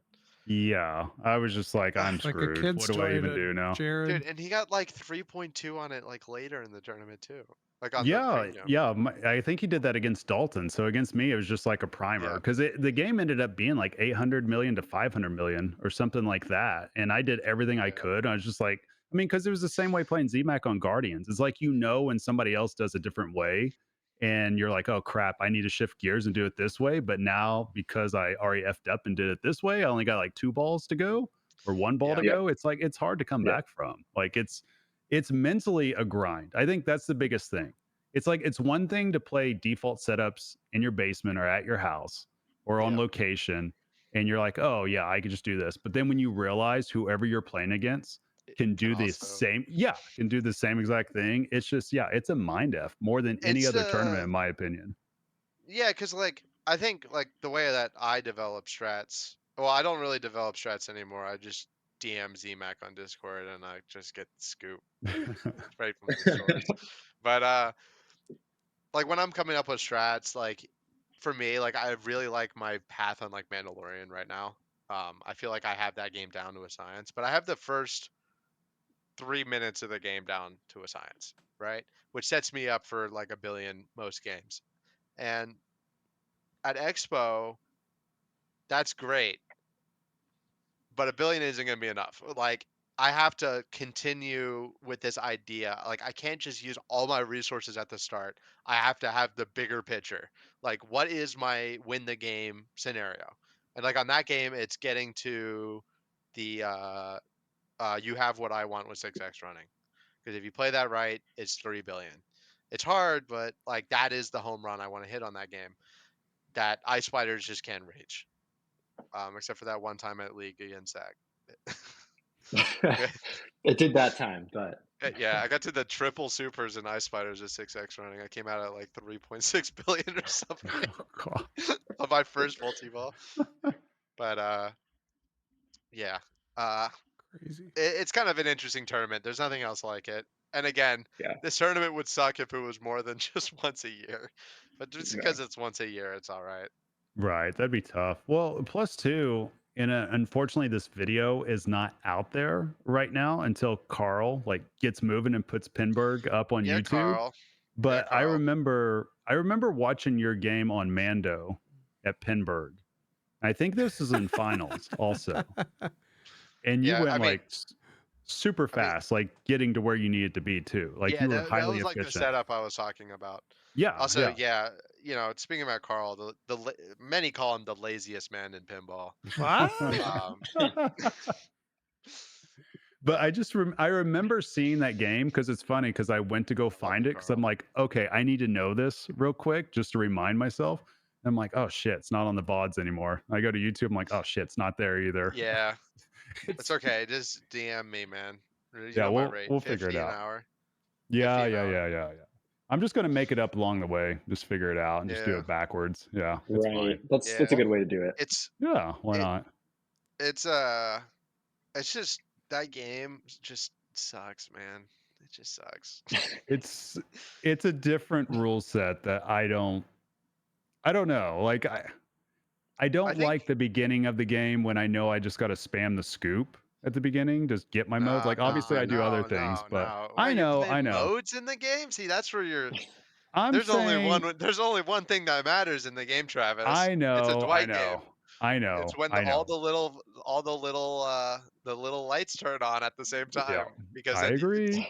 you win instantly, and it doesn't matter what you do. I understand. Definitely, like you're talking about, like just pure fire triangle strats, though, right? Or do you Yeah. ever do you ever try to do like the 48x on the right ramp at any point? Oh yeah. Oh yeah, like that's what like the whole point is it of the fire Mudhorn or what's triangle. the other one? Yeah. Yeah, what- Mudhorn Mudhorn. is the Yeah. best. If you start your game with 6x running with a Mudhorn Ice Spider stack, you Right. will probably never lose. Like that's how Right. I did it at Pinberg. I started, but Right. it was only 3x, and I still came out at 600 million, like or 400 million. Yeah, it's Um, insane. See, so you do play one mode. One I mode. only shoot the mode if it's on number 4. Right. None of the other modes matter in And my isn't mind. the pops? I think the pops move the modes, right? Or I It's remember the stand-up The targets. target's on the left. Yeah. the targets on the left. Oh shit! Yep, you're Also, right. I hit the left stand-up target on the ramp once, and it also moved it, but it never has done that again. But I know it happened, and I know the orange targets didn't register, so like maybe it's bugged or something. Like something else moves it. But this is like my conspiracy theory. I don't know. I don't think anyone could survive in the looking at Dwight code for longer than 30 minutes. Like sometimes if I'm really puzzled, I'll ask Raymond, and he'll just hit me with the no clue. Yeah, trying to Just, figure like it out. he like looked. He told me about it. He was looking up something on turtles, and he like gave up in like 30 seconds. That reminds me, we had to resort to calling Joel when we were at what was Yeah. it, Clepen, Tom? Clepen, Yeah, yep. we had to literally call Joel to figure out how to relight the locks because the locks were set to hard on Yep. turtles. So you hit one lock, Mm. and then you had to relight the next lock. The pizza lock, yeah. Yeah. Isn't it the you have to hit the 2 pizza targets? I think See, that's what we thought. I don't think it was. I think you had to collect so many pizzas again, Oh wow. is what it If you're was. asking Joel crazy. for rule knowledge, you guys are cooked. Dude, he was the no. We knew it. No, we sitting needed there, them. We were sitting there having a beer, and we're like, "Are we really going down this direction? Like, who do like in our head? We were talking back and forth. We're like, who has a copy of Ninja Turtles that can check this for us with the glass off? Who can do it?" And we finally came around to Joel, and we're like, "Damn." Do you remember the this is- That's the option. Do you remember when the Mustang there was set to super hard and I had to call my friend Chris to figure it out? And then yeah. like Wait, hit we me were with this trying one. to trying to keep it away from Raymond. Because we're like, Since if Raymond Raymond knows, he's gonna tell what was the setting everybody. on the Mustang? What was So the setting? I'm curious. so I think it was like hard or super hard, but Mhm. like you hit the targets down and then you had to like line up the light Yep. Yeah. with the targets so- or something like that. Yeah, that's I mean, it exactly was what it a was. couple years ago, but Yeah, you have to. It's like I think it happens on your like 5th gear multi-ball. Like they get harder like really slowly. And it only happens on like gear 5 or 6, like in normal games. yeah, but this where was for it's like the one of regular the lights 2 moves and second you have gear. to line it up. Yeah. And Yeah. It locks Yeah. in. Well, it was like that after the first lock. or Yes. before That the- is- like it was. That is crazy. It yeah, was. it was Just so don't hard. put it in the tournament. Like this Oh. is like who can play the best burnout multi-ball. Yep. That's what it became. And I think everybody eventually figured it out. And I think Los like had a great game on it, put up like 300 million, which the way That's that insane. Mustang was playing, it was crazy. Yeah. Yep. The super skill shot value is like 30 shots for one super skill shot. Yeah. I don't even think there were any posts on the game, like in lane or out lane. Like the D82 one.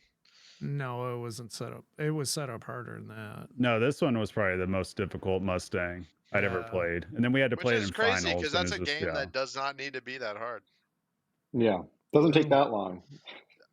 That's No. a one thing that I've like really noticed at tournaments now, which I think is a huge error. Which this is this is the most privileged player take that like I'll have, which is I am tired of facing the consequences as the player of poor scheduling. When I've had it at like maybe 6 or 7 tournaments this year where it's like one game is played really well by 3 people. And then that game gets bastardized beyond hell that no one picks it because the only 3 people that were going to pick it now don't want to. Right? I think it's Neil, you only did it once and I caught you on it and then we sorted it out. It was not a problem. I got no qualms with you, Neil. Which is I was stepping up to play Kiss as my game 3 and I see Neil in the settings. I'm like, wait a second, Neil. Like, wait, let's slow down here. I already picked this game. But it was actually he made it easier. He didn't realize, but he swapped the head kick out to have ball save again when it didn't before. So I got you there, Neil. Didn't help me. I still lost the tiebreaker after coming back, but yeah, there's like a bunch of tournaments this year where it's like in the finals where it's like we're like behind 45 minutes where it's like, okay, well, we're just going to screw the good players that like the long playing games. Right? Or it's like And it's not Yeah. like pulling like out lane rubbers. It's like no, it's messing like with the it's like making settings. them unplayable. Yeah. Like Yeah, Yeah. I understand at like how Avengers was a Papa. Like if that wasn't looked at, that wouldn't have been a problem because it wasn't just Jason. It was everyone. Sure. Like everyone could play that Avengers for 400 million. Right. And that made it like it was going to be the thorn in the side of the tournament. And you're not allowed to take out games. And I think if Andy's probably in chat. Andy, if you were legally allowed to in the IFPA rules, would you have just taken out Avengers, or did you still want it to be in and it's disgusting, fucked up state. Josh was taking out posts and like light bulbs because you weren't even supposed to take out those posts. Like, and then Jason played it after the tournament and still got 400 million on it. And it's like, yeah, Jason, you're the greatest Avengers Should have player picked in the it. world. I I don't mean, know why people are still putting this game in tournaments. Like, it's well, that's the tough part too. Like my theory is, and I've told you guys this, like all three of you before, that when you bastardize a game so much, that I still think obviously the more skillful player is just going to gain an even bigger advantage. Like Yep. I truly believe that the more skillful player plays it, because they're gonna pick their shots better, their recovery skills are better, their accuracy is better. Because essentially, think- if you're pulling everything, you're basically making to where you will get punished for not being accurate. Like you will, Yeah. no doubt. So the more accurate Yes. player is going to succeed more. Like I just think I honestly think it makes the advantage even bigger for people. I agree with you, Travis. In certain games, right? I think Right. games where the primary skill being shown is accuracy, that is the case. So AIQ is an example of that. hmm And another one it was Rush. I don't remember Tom and Travis. I don't think you guys were at Pinburg, Mm. but there was a Rush at Pinburg, an infamous Rush, I right? think Where the Tom out- made a whole YouTube video about it. I did. where That the outlane Rush- hosts It were was pulled out. more based on the comments people were making on Facebook, Yeah. but you know, Right. that- And like the time machine had been set to 8 or whatever. It was a brutal rush, right? And I actually also, go ahead. well, you finish. I know what you're gonna say. Okay. Oh, you finish. I'm just I was gonna going to add on say I found that rush to be probably the most skillful game there, or one of the most skillful games there, because you could not flip away and schmeg your way to points on that. You had to be precise. You had to be accurate. Every shot you made had to be the most valuable shot you could make, because the amount of opportunities you would have were so little. like a right? single digit number. Like, Yeah. I remember I If saw you a weren't game. playing perfectly, Yeah, if you I weren't playing see. perfectly, it was over. I remember seeing like I think it was Garrett from Texas. He was like had to like won a game at 13 million, like in his 4-player Yeah. group on it. At Pinburg, I think is a good example because there's a lot of games like that, right? Avengers was set really hard, mostly because it was soggy and like steep. The Mandalorian before finals was insane. Like that Mhm. thing was eating people alive. I had to play it 3 times because I got the bank over and over again, and it was just eating people alive. I figured it out because I'm like, oh wow, this feed's actually safe. I need to just do this and just like take whatever opportunity the game gives me. Kind of like what you were saying with Rush. I don't think it was a more skillful game. I just think the more knowledgeable player will be able to find points on games that like they spend so much time trying to take away all the points, which Right. was annoying because like also in that tournament there was like other modern tournaments that were like factory or not factory but like what was there was a Family Guy in one of the banks that played like really, it was mean but it was fair.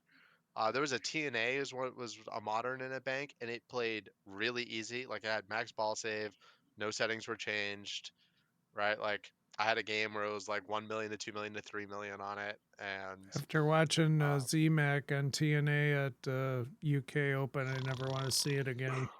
Ugh. Me neither, man. Me neither.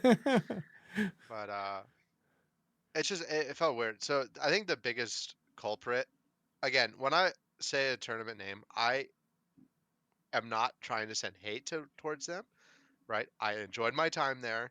I had some things to criticize about. I have nothing against any of the organizers or anything about it. I have to say that because, like, if you know me as a person, I'm very passionate about pinball, believe it or not. And I feel like it would be fair to talk about. And I think the biggest tournament that felt that way this year was the Beast. Um, I felt like that the games were set up the entire tournament to intentionally try and make it harder against controlled players. Um, and Now, is that due to tilt settings I don't or think. just I think all it settings total? was where the settings were on each different games. The tilts were Mhm. like a known problem. It was unrelated.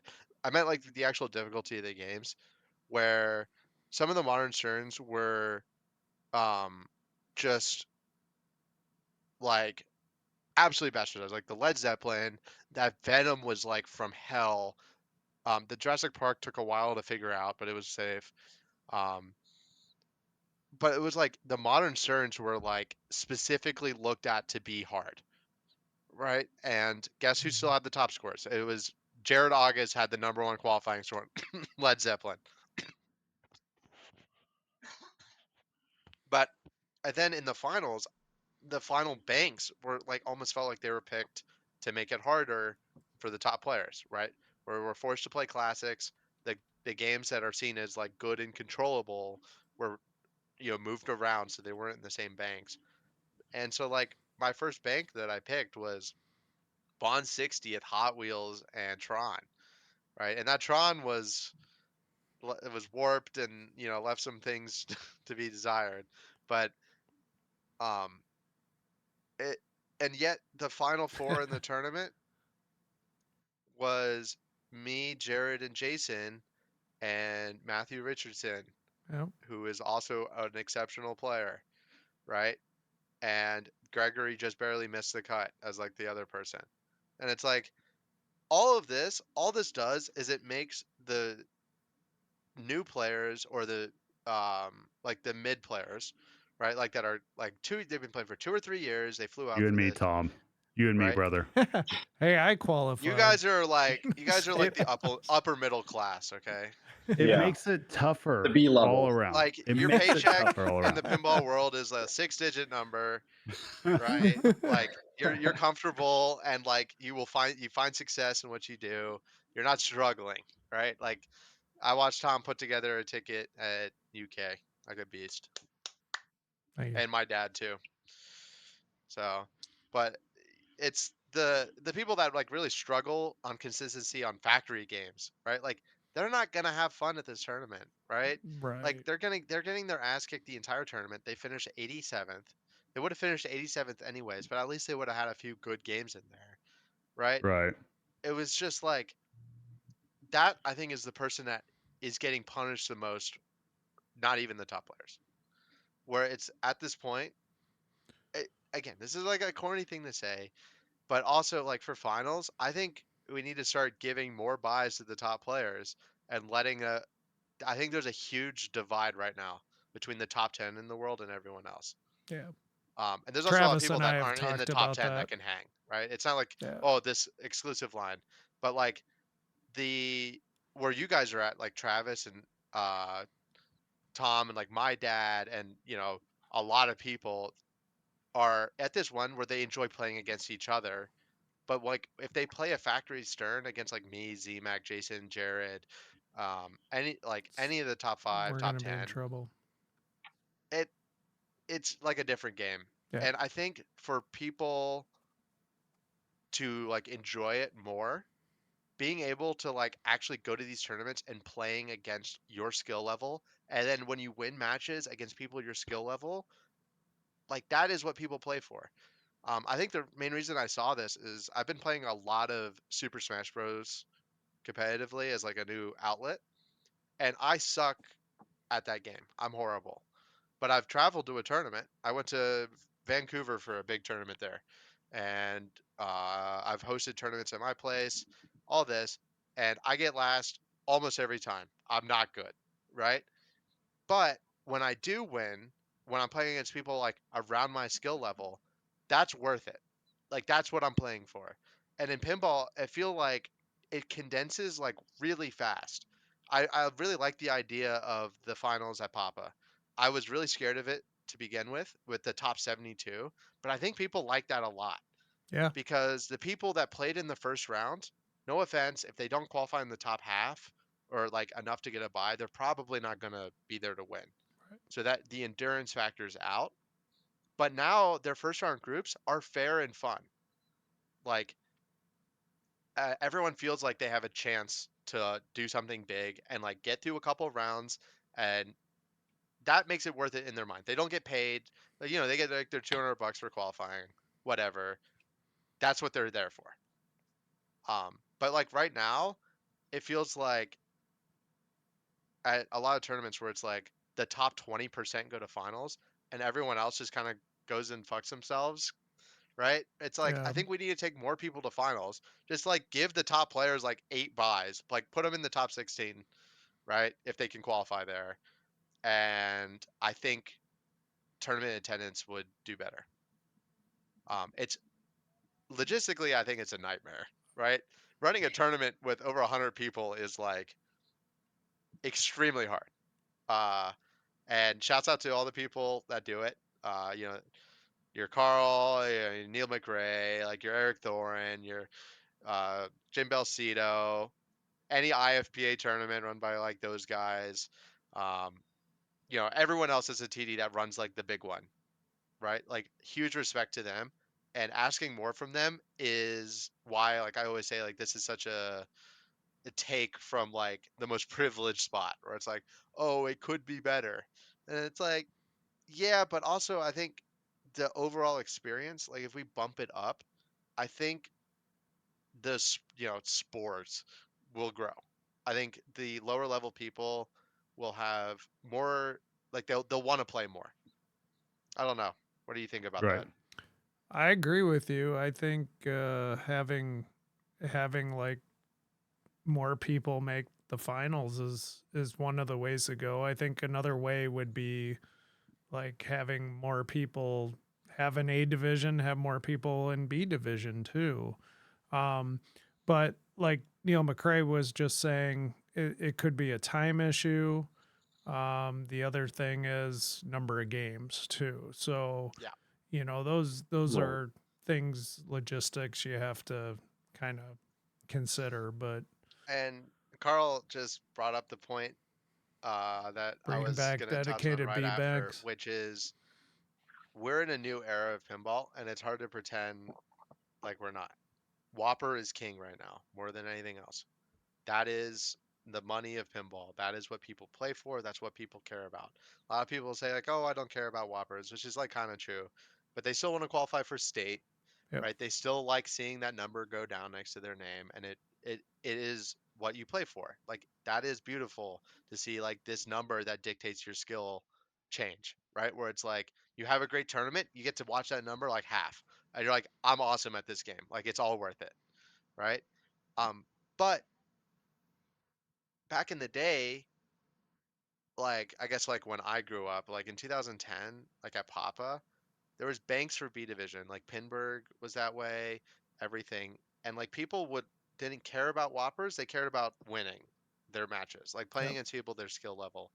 And but I think even now, like if an Indisc had an A bank and a B bank, the A bank would still be 80% of the players because the B bank wouldn't be Whopperized. They all get placed after, right? Right. And a lot of people Mhm. that are like pushing that are like kind of on the line between A, like maybe they'll make the cut, but they'll probably go out in the first round kind of level, right? They're still going to play an A because they want to get their Whopper up and it's too much to just say no to kind of thing.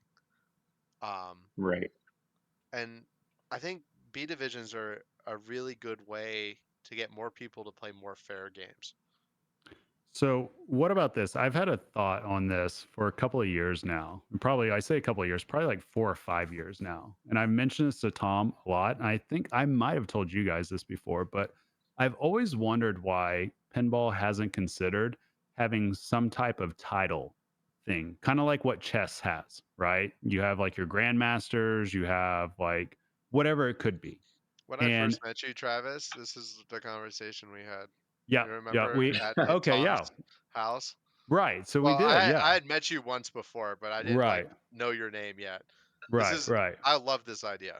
So, because my theory is essentially you're only going to have a handful of people that could ever like sniff top 10, right? Or, and then even there's even a smaller group that can even have a chance at number one, right? There's a lot of things that have to come together. I mean, obviously you do have to go to tournaments, but you have to be such an elite player to begin with to even have that chance, right? So I'm just thinking along the lines like, how can we get people to want to keep playing, even if they know that they don't have a chance to win like a Stern Pro Circuit tournament or, Uh, stuff I like that? think Like, I what think the gives them pro that motivation? ranking. I think the pro ranking was like a step in that right direction. Hmm. Like now there is a line that you can get to, and that you are ranked differently. Like you are Right. special now.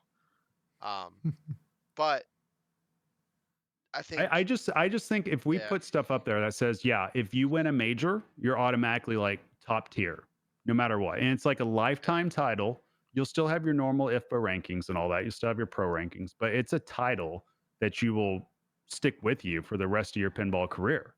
Right. So no matter what. So even when you get like 40, 50 years down the line, assuming pinball's still around, skills go down or whatever, guess what? You still have that title because you earned it. So then why can't you have titles below? Like you win so many state titles or you happen to win a Stern Pro Circuit event, something like that, because you continuously give people just a taste and give them a reason to be motivated outside of a Whopper or outside of money also, yeah, because it encourages Right. participation too. When you see that you have to check off all these boxes to get to this title, and then okay, I got to do this to get to this next level. How do I get there? I may not get there this year or even 2 years, but it's something I can work to attain eventually. Like I don't know. I think something like It's that like could work. we need And no, it Insider will not be Connect Pinball badges. Wizard. No. that moment I read that. Please no. Yeah. Another bad take by Dr. John. But I think something like that could legitimately work. I think that it's just good if we're looking at it from a motivation standpoint and to get people wanting, because there is like people play for different reasons. Like the reason why I play, it's not like I would love to win a major, but honestly, I don't think I have the skill for it, nor do I have the time to dedicate to it, but I still want to do well. So I still would rather play the top tier players possible. Like that's what I love to do. Even if I get my shit kicked in, I enjoy playing at that level and trying to make my skill go higher. So it's kind of like, I guess it's just finding ways to help people try to figure that out. So like for me, because That I know I won't do that, it's for me, it was like Power 100. That's what I wanted to do. Like I wanted to be in the Power 100 because I knew, okay, I had to play the top 250. So it's kind of like that. Like, why can't there just be more stuff in pinball like that to support that type of system? Yeah, I think that's the mentality that runs a lot of other uh, smaller communities, right? So Hmm. like for like Super Smash Bros, like where I play it, like even getting the chance to get your ass whooped by like a top player is cool, right? Hmm. Like it is cut and dry. You are going to get your ass kicked, and you could play them 1,000 times, and they will go the same every single time, right? And it's not just Super Smash Bros. It's like any fighting game, anything competitive. It's like even like you play video games like Counter Strike, League of Legends. It's all like the same way, where it's like cool to actually be able to test your skill against a top player, and like that experience is enough for people to be happy. But for pinball, because there's this like extra level of variance in people's mind, I think people are a lot more committed to just trying the same thing over and over again. Where it's like, well, if I play ZMac 1,000 times, I'm probably beating him 2 or 3 of them, right? Maybe 10, if he has like the worst game of his day or something, right? But I don't know. I feel like the mentality surrounding pinball, just because of that extra layer of like luck, maybe, Hmm. it's not really luck. The Hmm. same fucking 5 people win every event, right? Like it's you can't say that pinball's luck and look at like the top 4 of every major this year. Like Right. it's the same people Right. every single I, time. Right. I hope that a lot of people see this and they start respecting the game theory of it more. It's like if you're watching this and you're wanting to become a better pinball player, you have to consider the game theory part of it. To me, Yeah. you can't just be blindly just flipping and saying, okay, this is how I normally try to score points. It's like you have to look at just the whole entire thing. I think that that's the only way you can truly get to the next level outside of obviously your baseline skills. But when we're talking mental, then we do get into the game theory of it. Like, what's the easiest way to points? What's the most efficient way? And is this even the most efficient way due to the game setup, how that is? Because that changes too. So it's like, I think that that's the great thing about YouTube and about having individuals like yourselves around, that it helps push that line of thinking further and further. I think that's going to inspire a lot of people, no matter what age bracket they are, to start thinking that way. And I feel like that the game's just at that area to where you have to evolve with it, or you're going to be in trouble in the next couple of years, because other people they're going to keep evolving with it, and they're going to keep getting better as time goes anyways. Right. As rule sets have become like more accessible for people, and like people just like know games at a level that just like nobody else knows. Like, yeah, you're going to be left behind if all you're doing on every game is going for a multi-ball mode stack when, Escher gets his 6x ice spiders, Nope, that's exactly right. No, it's funny too, like reading the chat, they're talking about the Evo moment, Have you? number 37. I know exactly what they're referring to. Yeah. Yeah, everyone knows Evo. Oh, I don't think Yeah. Zach. We showed you Evo Share with the moment group. Share with the 37. group. I have no idea what you're talking about. Okay. Oh, Tom, you'll love this. Yeah. Yeah. Okay. I think was it Street Fighter 2? I think it was Street Fighter 2. Yeah. Was that or Third No, Strike? no. It was Street Fighter 3. Yeah, I think it was Third Actually. Strike. Yeah. Yep. And they call it Evo. It's a guy recording on like this like handheld camcorder of the biggest Smash tournament. Yeah, rare moment of Daigo angry, where it's this guy in the crowd goes, "Let's go, Justin," and he does his super to like win, and Daigo, kind of like the Keith Elwin of that game, like the goat, blocked every single thing perfectly and then reversed him, like, and the crowd just fucking explodes. Like, it is. If you've never seen it, you should go look it up on YouTube right now. It's really loud. It's insane. Turn your speakers down a little bit, but it's, and Dalton asked like, "Oh, what is pinball?" So where it's like Dracula. Like, I'm gonna say Dracula, and everyone knows what I'm talking about. Yeah. There's been hundreds of games of Dracula recorded, thousands probably. But when I say Dracula was the most interesting game ever played, right? That is our biggest, the Evo moment 37. Like, people understand what I'm talking about. JDL right? Pinball. Yeah. Brad, yeah, like Brad. I mean, it's easier for me to say because I was in the booth, but like even the still, it's like that was probably the coolest recorded moment. I think that whole match, like with them tying, and like the shit that happens on like Dolly and that ball 3 of Game of Thrones, a lot of people don't ever look at it. Like, yeah. that match should have ended at like 6 different points, and they just kept going, and it built up to like the true greatest ending ever. Like, you couldn't have written this better story. Like, if you told me that's how it happened, I'm like, you're just making shit. You're telling me they tied and that game of Dracula happened. Like, yeah, real funny, dude. Like, yeah. So, yeah, the Rocket 3. Dude, that game was awesome. I love Rocket 3. Before I forget too, have you read, what's his name? Is it Daigo? Is that how you pronounce it? I always pronounce it wrong. So have you read his book? No, I haven't, but I heard it's good. His book is fantastic. For those that want to know what I'm talking about, it's called The Will to Keep Winning.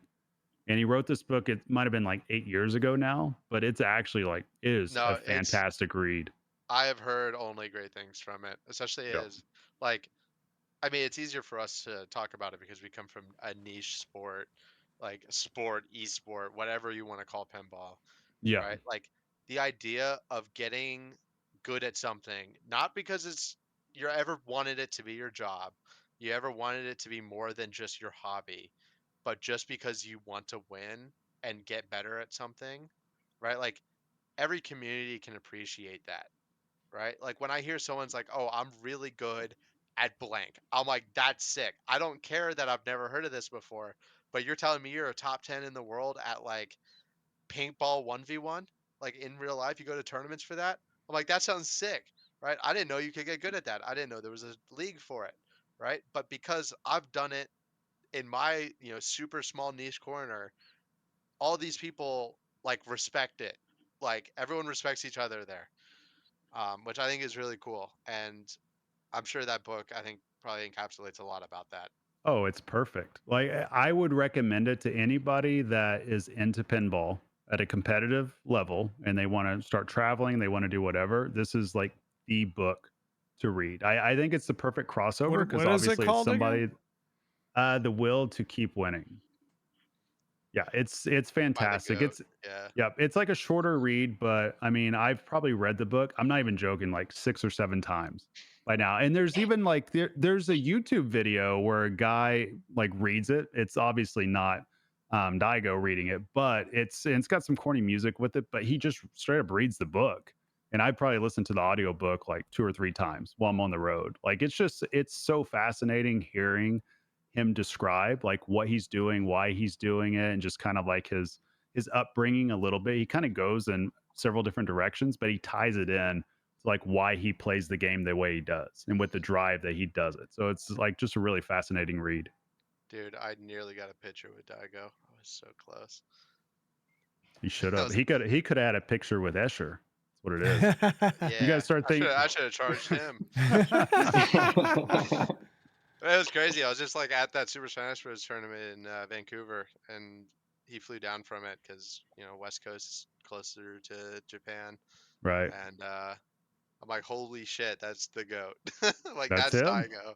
And I'm like kind of a little nervous. Like I don't want to talk to him. Like I'm not even here to play Street Fighter. Like I'm here to Dude. play You something should else. have. But You should I have. should have. In his book, he talks about how much he actually loves that. Like he Yeah, loves like just getting to interact with people and all that. So I mean, that's the perfect thing when and yeah, that's why like I love the three of you guys because you guys are like easy to talk to, and approach and everything. And it's like when you have somebody that's high level and somebody that's at the top of the whole entire sport or esport or whatever you want to call it, and they're approachable. Like to me, that's huge for the entire industry. When you're not like, oh, all the top players are just a bunch of assholes. You know what I mean? Like that's the yeah, biggest thing about it. Yeah. yeah. Like one of my favorite parts of pinball is just like, I will talk with Escher about strategy all the time. It probably hurts us both, right? That we're like sharing strategies with each other and we're playing each other on these games and like Right. valuable tournaments, but we both want to succeed. And I'll talk with Jason about strategy, same thing, or Arvid or Vigo. Like it's just we're all working together to get to another level. Yep. And it's going to happen quick. Like I think we talked about that just a couple of weeks ago. That's the scary part. Like I don't think everybody that's at the top has even gotten to like their optimized position. Like I don't think it's happened yet. So we But shall see very soon. yeah. So I think there's actually a really important comment here, and I want to talk about it really quick in the chat, which is from Paul Safe Pinball. It's like everyone wants to get Whoppers, but the Whopper system is really unbalanced if you're not living in the United States. Whoppers in other countries like Germany and New Zealand, the Southern Hemisphere, it's unbalanced, right? I think that's the Whoppers. I think people perceive them the wrong way, right? Whoppers serve three purposes, right? Are you qualified for IFPA? Are you qualified for the Epstein Cup? Are you number one in the world? And if you're not worried about those three, then don't like it Yeah. shouldn't affect your like how you think about pinball. You need to Right. focus more on not the number going up, but you actually improving. Right? That's like why you'll see people that are like always silently grinding that don't care about Whoppers. I think like a great example of that is Jason Scheffelmeyer. If you know who he is, Kansas City guy, right? No one really knew who he was. He finally qualified for Power 100, got away, and then got second. And everyone's like, "Who is this guy?" He's ranked like 800th in the world, right? Like he never like plays, like, but he always focused on getting better, and he never like he ran tournaments. He never cared about it. But when you're in other countries, right? I mean, this is obviously it's hard for me to talk about it because um I'm from the United States and I've had opportunities. Like I live in Colorado, which is like a blessing that every single place is a 2-hour flight away. But like if you're in other countries, right, and the goal is to make IFPA. That should be everyone's like end game. I qualify for an IFPA. I represent my country, or I made the cut. And if you think to yourself, am I better than the two guys that are representing my country? Like if you're in Germany, right, and Johannes and Paul Englert are going out, like, and it's like, oh well, I didn't make the cut because like these are the people like going to IFPA for Germany, right? It's like, all right, you guys start beating them, right? Like it's obviously like very demotivating, like you just said. Um, but focus on your actual skill and like your consistency, and then when you get your opportunities to go to the big ones, like you know, like if you're like in Europe, like there's like the big ones like the Dutch Pinball Open or the there's like that big Poland one where it's like if you go to those and you top 4, top 8, like you'll get into IFPA, right? The Whopper number is just a number that dictates basically how much you're playing right now. And if you're good, like if you bring up Johannes's, right? Like what is Johannes ranked right now? He is ranked 13th in the world. And in the last 3 years, he has played a total of 32 tournaments, right? And I mean, arguably they are all the big ones, but even still, like because of how consistent he is and how good he is, it doesn't matter, right? And that's like the point that you want to get to. Right. And Someday, I think, Tom, we'll be there. yeah, Seniors division soon, guys. That's what we're waiting for. yeah, or just like, yeah, if you're like 35 and you think you're never gonna get good at pinball, yeah, you're probably right. But what you should do is you should get married and have kids, and then you can vicariously live through your kids as they get to be Right. top 10 in the world. That's what I do. So there's your solution, guys. You're too old. Give up. That is one way to do it. That is one way to do it. Tom, were you wanting to talk about Alice? I just now saw that that's actually at the bottom. I know we talked about that a little bit, so I guess we Ah. can just make some comments. But did you guys see the video on Alice Pinball? I did not. Are you talking about the Can you send awesome me The trailer? new Dutch pinball game that got Is that what released. you're talking about?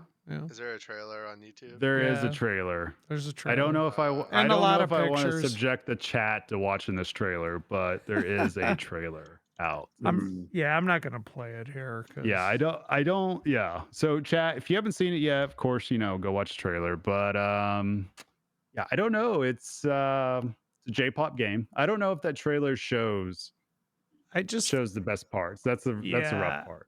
I just Like the it's a little animations rough. look really good, but it shows you most of the animations. Which is exactly why we want to buy pinball, is the animations for sure. What I the, say the the weird animations thing look is, great. Are you so, the It weird was all thing fun and games is, until I saw the playfield and I got a little anxious. But yeah. there's like these, a like, big spinning mini discs. playfield in it, and there's no flippers. It's just two magnets. So it's got Yeah. think of like Twilight Zone, obviously. WWE-ish Yeah. or Twilight Zone. Twilight Yeah. Zone's- Think of Twilight I've Zone, but then decided like you're that- trying to hit these like captive balls or Dude, like I targets cannot to the tell what's side. going on. I'm just kind of like, Are you watching the trailer right now, Escher? Yeah. Yeah, it's yeah. they don't even show a ball trailer's all hitting a over the flipper place. until over a minute into it, right? Yeah, They which don't is even show like, I'm really like, there's no a hook, little there's no worrying. nothing. Yeah, I just So it the was biggest unfortunate. thing that I have against like this is like I don't know, this is like the Escher take. I think Zach is very similar to me, which is like I don't care how the game looks. I don't care the rules about the game. If the flippers feel like shit, it's a shit game. And Yep. I don't know if I've played, I don't know if it's just the locations I've played Dutch pinball games or if I've played ones that have been, just like locations for a long time. But every Big Lebowski or Queen I've ever played has bad flippers. And that makes me not want to play it. Right? Yeah. No, that makes sense. Yeah. I mean, because I'm it's the funny same too. It's way. like we're all cut from a different cloth too. That we're kind of looking at pinball from a different point of view, you know. And I think it's like when you're looking at the collectors, what they really care about is going to be theme and art, like every time. They could not, like, I've lost track of how many people like have like 3 or 4 LEs, right? Maybe even more, and they have no idea who the designer is. They don't know. They just know it looks pretty, it's a theme that they like, and they're ready to spend that money. But when you I get in a like- situation, what were you going to say now? I'm the same way, but if it's the game is good, like if you ask me like who designed Indiana Jones Pinball Adventure, I'm like, fuck if I know. It's like I've Right. had one my whole life, but the game's fun, so it doesn't matter. Yeah.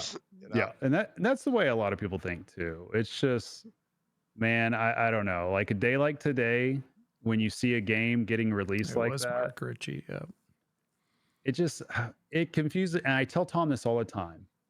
I don't get it, guys. It's just like, because Stern and JJP, they do this well. But I will never understand releasing a multi-million-dollar product, right? Like with potential revenue, your investment into it, and then you don't want to spend 10, 15, 20 grand to get like a professional video team, editing team, like to present it the best way possible. Or Like I just like don't get it. shipping the game with sound packages that sounds really bad, like Yeah. actual like audio quality. It's rough. Yeah. Like, I mean, pinball's not easy. It's not easy dude, to it's so do, hard. It's so but hard. yeah, it's just, well, it goes back to my theory too. Like I've always wondered why people, and people have different opinions on this. Like I just always wonder, why do people not look at, okay, what's the very best layouts that have been done, right? And what are the very best rules that have been done, and use that as a framework. Like not to straight up copy it, but use it as a framework to try to develop something into their own that could be unique. Does that make sense? You know, Travis, I mean, I do agree with you. Like that's a good starting point.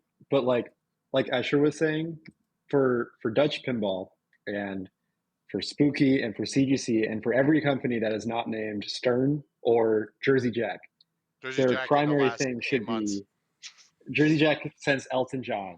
Yeah. Their primary thing that they should work on, if they want to do tournament games, which I understand is not what companies want to do, is they need those flippers to feel not like trash, you know.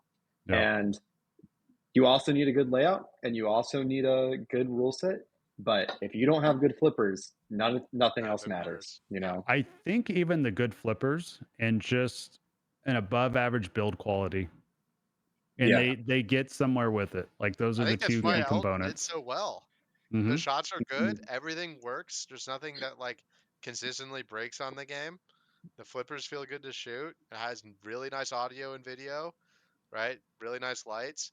I don't care for the game. Like I wouldn't want to own one just from the rule standpoint and the Mhm. actual gameplay. But like as a new or just like even an experienced player, like there's nothing to hate about that game. Right. Yeah, Elton I think is a good example. And, you know, like Neil McCrae said, yeah, I think CGC flippers struggle. They're better, but they're nowhere near Stearns. And it's to the point where Pulp Fiction is way better rules than Elton John. It's a more interesting layout than Elton John. But Elton John is a better tournament game than Pulp Fiction because the flippers are just way more consistent. Right? That's the difference. I'm tired of my dad In just my saying I'm opinion. nothing. I swear to God, on that AFMR, I am flipping the same time every single time. I did not aim at the left orbit on Attack from Mars. I am shooting at the lock. I don't know why the ball went that way. I flip the same way every single time. I don't have this problem at home on my original. I don't have this problem on the original at Lions. I don't have this. Why is it on this one that sometimes when I flip the ball goes to a completely different side of the game? I don't get it. Like I'm sorry. Well, Jack, he just answered it in the chat right there. Says Stern flippers are only as good as they are because the blood pit we pray over nightly. Yeah. Like it all It checks works, out. That man. makes sense. Yeah. Yeah. So we Yeah. need Well, the other manufacturers to know where this pit's at. That's what it is. I mean, Stern did have really shit flippers for a long time. Yeah, it Like, takes time, and JJP did too, right? But they figured it out, you know. like Their they flippers are good refined their now. craft, and Yeah. now, even though when you buy a Jaws, there'll still be like kind of a pool of gold dust at the bottom of the cabinet after a couple months. But like you replace like one part after it has like 800 games, and it's like back to like factory. Like, Yep. Yeah. versus like playing like a P3, and it's like, well, actually, if you have the flipper rebuild kit, it plays a lot better. Well, it's like, yeah, but that sounds like a lot of work, and like also like the flippers are fine, but also they act weird sometimes. Where it's like, I understand why the P3 flippers are weird. Like, if they asked me like, oh, okay, come up with something better, and you gave me like a year, I don't think I could come up with anything nearly as good as those. Like that order that they had to do was incredible, and it's incredible that they work that well, right? I have never played a remake of the flippers, but I heard they're better. But yeah, I don't It's know. time to get a Thunderbirds in the tournament. Yeah. No. How many times have you played Thunderbirds? That's a disaster. Yeah. Let's go around the Just- table. How just many once. Thunderbirds games do we all have under our belt? Dude, Like I 5. lost Travis? friends. I lost friends by picking Thunderbirds in a tournament once. Dude, yeah, I'd be pissed too. Like, Like, I oh, was- let's like shoot the I don't center even ramp for know 30. I you. was the bus driver. We were playing a home tournament, and I was like, "Fuck it, we're going to Thunderbirds first game." And it You're such an lasted. asshole. It lasted 2 balls and it broke, but still, it was fantastic. I was so happy with my pick. Yeah, Tom, how many? Is that I- the only time you played it, Travis? No, so it was at a home that was just a couple of miles from me. Like somebody had bought it for their home, right? It wasn't on location, so they purposely Would wanted somebody this do pin. that themselves? Oh my gosh, they took it down to TPF. I won't say the name. They took it to TPF, and they still couldn't unload it there for even like $2,000. Like nobody wanted it. I think it is Yeah. kind of the laughing stock. Yeah. I had But a great it's- time, Escher. I mean, I also had like 6 or 7 beers in me at the time, but I had a Yeah, fantastic I time. think if on it. I have a gummy or you maybe a ripski, I think I'm gonna have a good time on Thunderbirds. You might enjoy it. You might go center ramp Yeah, a lot, like- spill out Thunderbirds or whatever all it I'm was. saying is that when I'm under the influence, volley is the greatest game ever made, and it's not close. ZMAC can speak on that a little, but Oh yeah, for sure.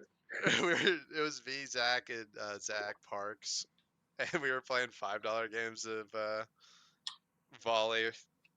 And ZMAC, of course, was not under the influence because he was underage, but me and Zach may have been, and we were scoring 12,000 a game and winning. Like it was some of the worst volley you'll ever see played. But You're just crushing. I played Now- Thunderbirds once in Australia, and it was not fun. Well, now you're gonna have a Mhm. chance to play it a lot more pretty soon. Why? Well, it's probably gonna be down in Australia, right?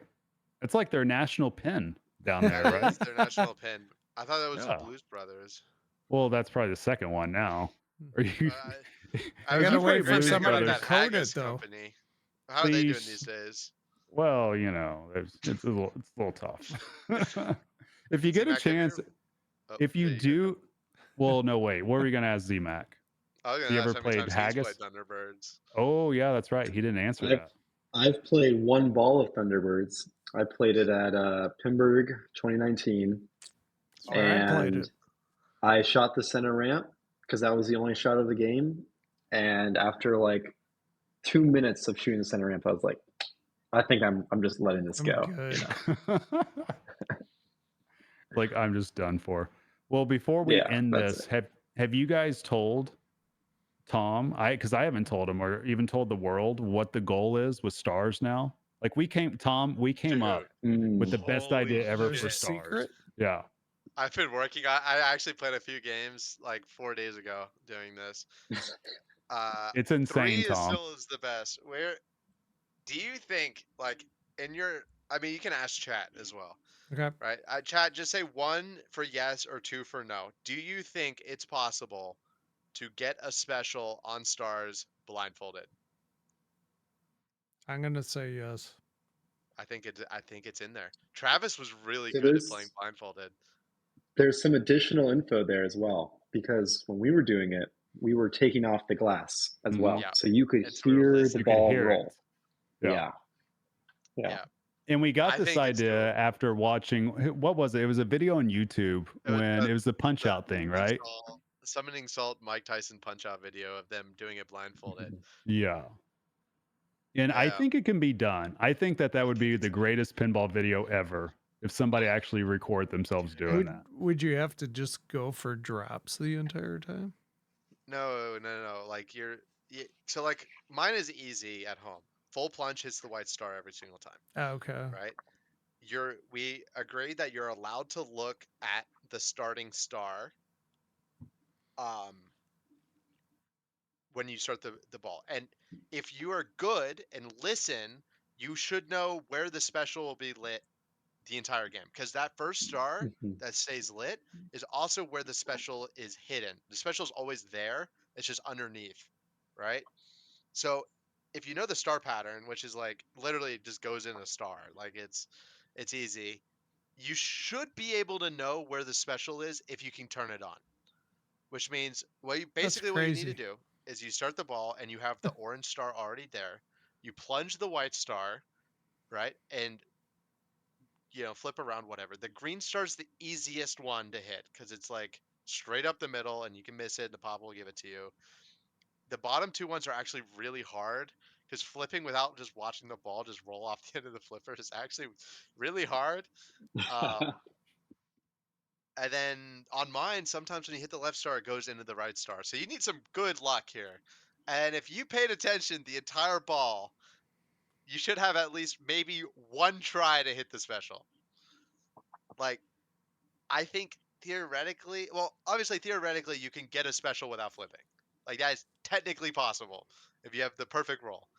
But I mean, yeah, if you want to sit there and play stars 100,000 times, like eventually you'll get close. But I feel like if you literally sit there practicing shooting the left and the right star from a cradle with your eyes closed over and over again, it might be possible. So if anyone does that, I will put a bounty out for $300 American. I'm looking at the stars right It needs to now, be so it needs to be recorded, and it needs You got you gotta be blindfolded. you got to try it, No Tom. funny It business. Dude, you actually have to try it. yeah, it's It's a fun. mind f if you try to play without You gotta like take the seeing glass it. off though. Yeah. Yeah, have to And you take get class off. if you get coached by someone that isn't blindfolded, no. It was hard because like Travis was like made a great save like completely by accident once, and we like me, Jordan, and ZMac, we cannot react because then I was giving information, so we're all like looking at each other trying not to laugh. It was yeah no it's But we did play it blindfolded against each other too, like a yeah, 4-player game and you were Yeah. with some clearly epic better scores. than all of us. Yeah. I know. Yeah. I would It be a was major skillful. champion. I would be a major champion blindfold pinball. That needs to be a So thing there you someday. go. Someday. I found the path. All right, Tom. Well, it's probably well, past I these was guys' just going to ask bedtime. What do you Carl think? if he would consider that for Indisc. Oh, high stakes blindfold pinball. Right.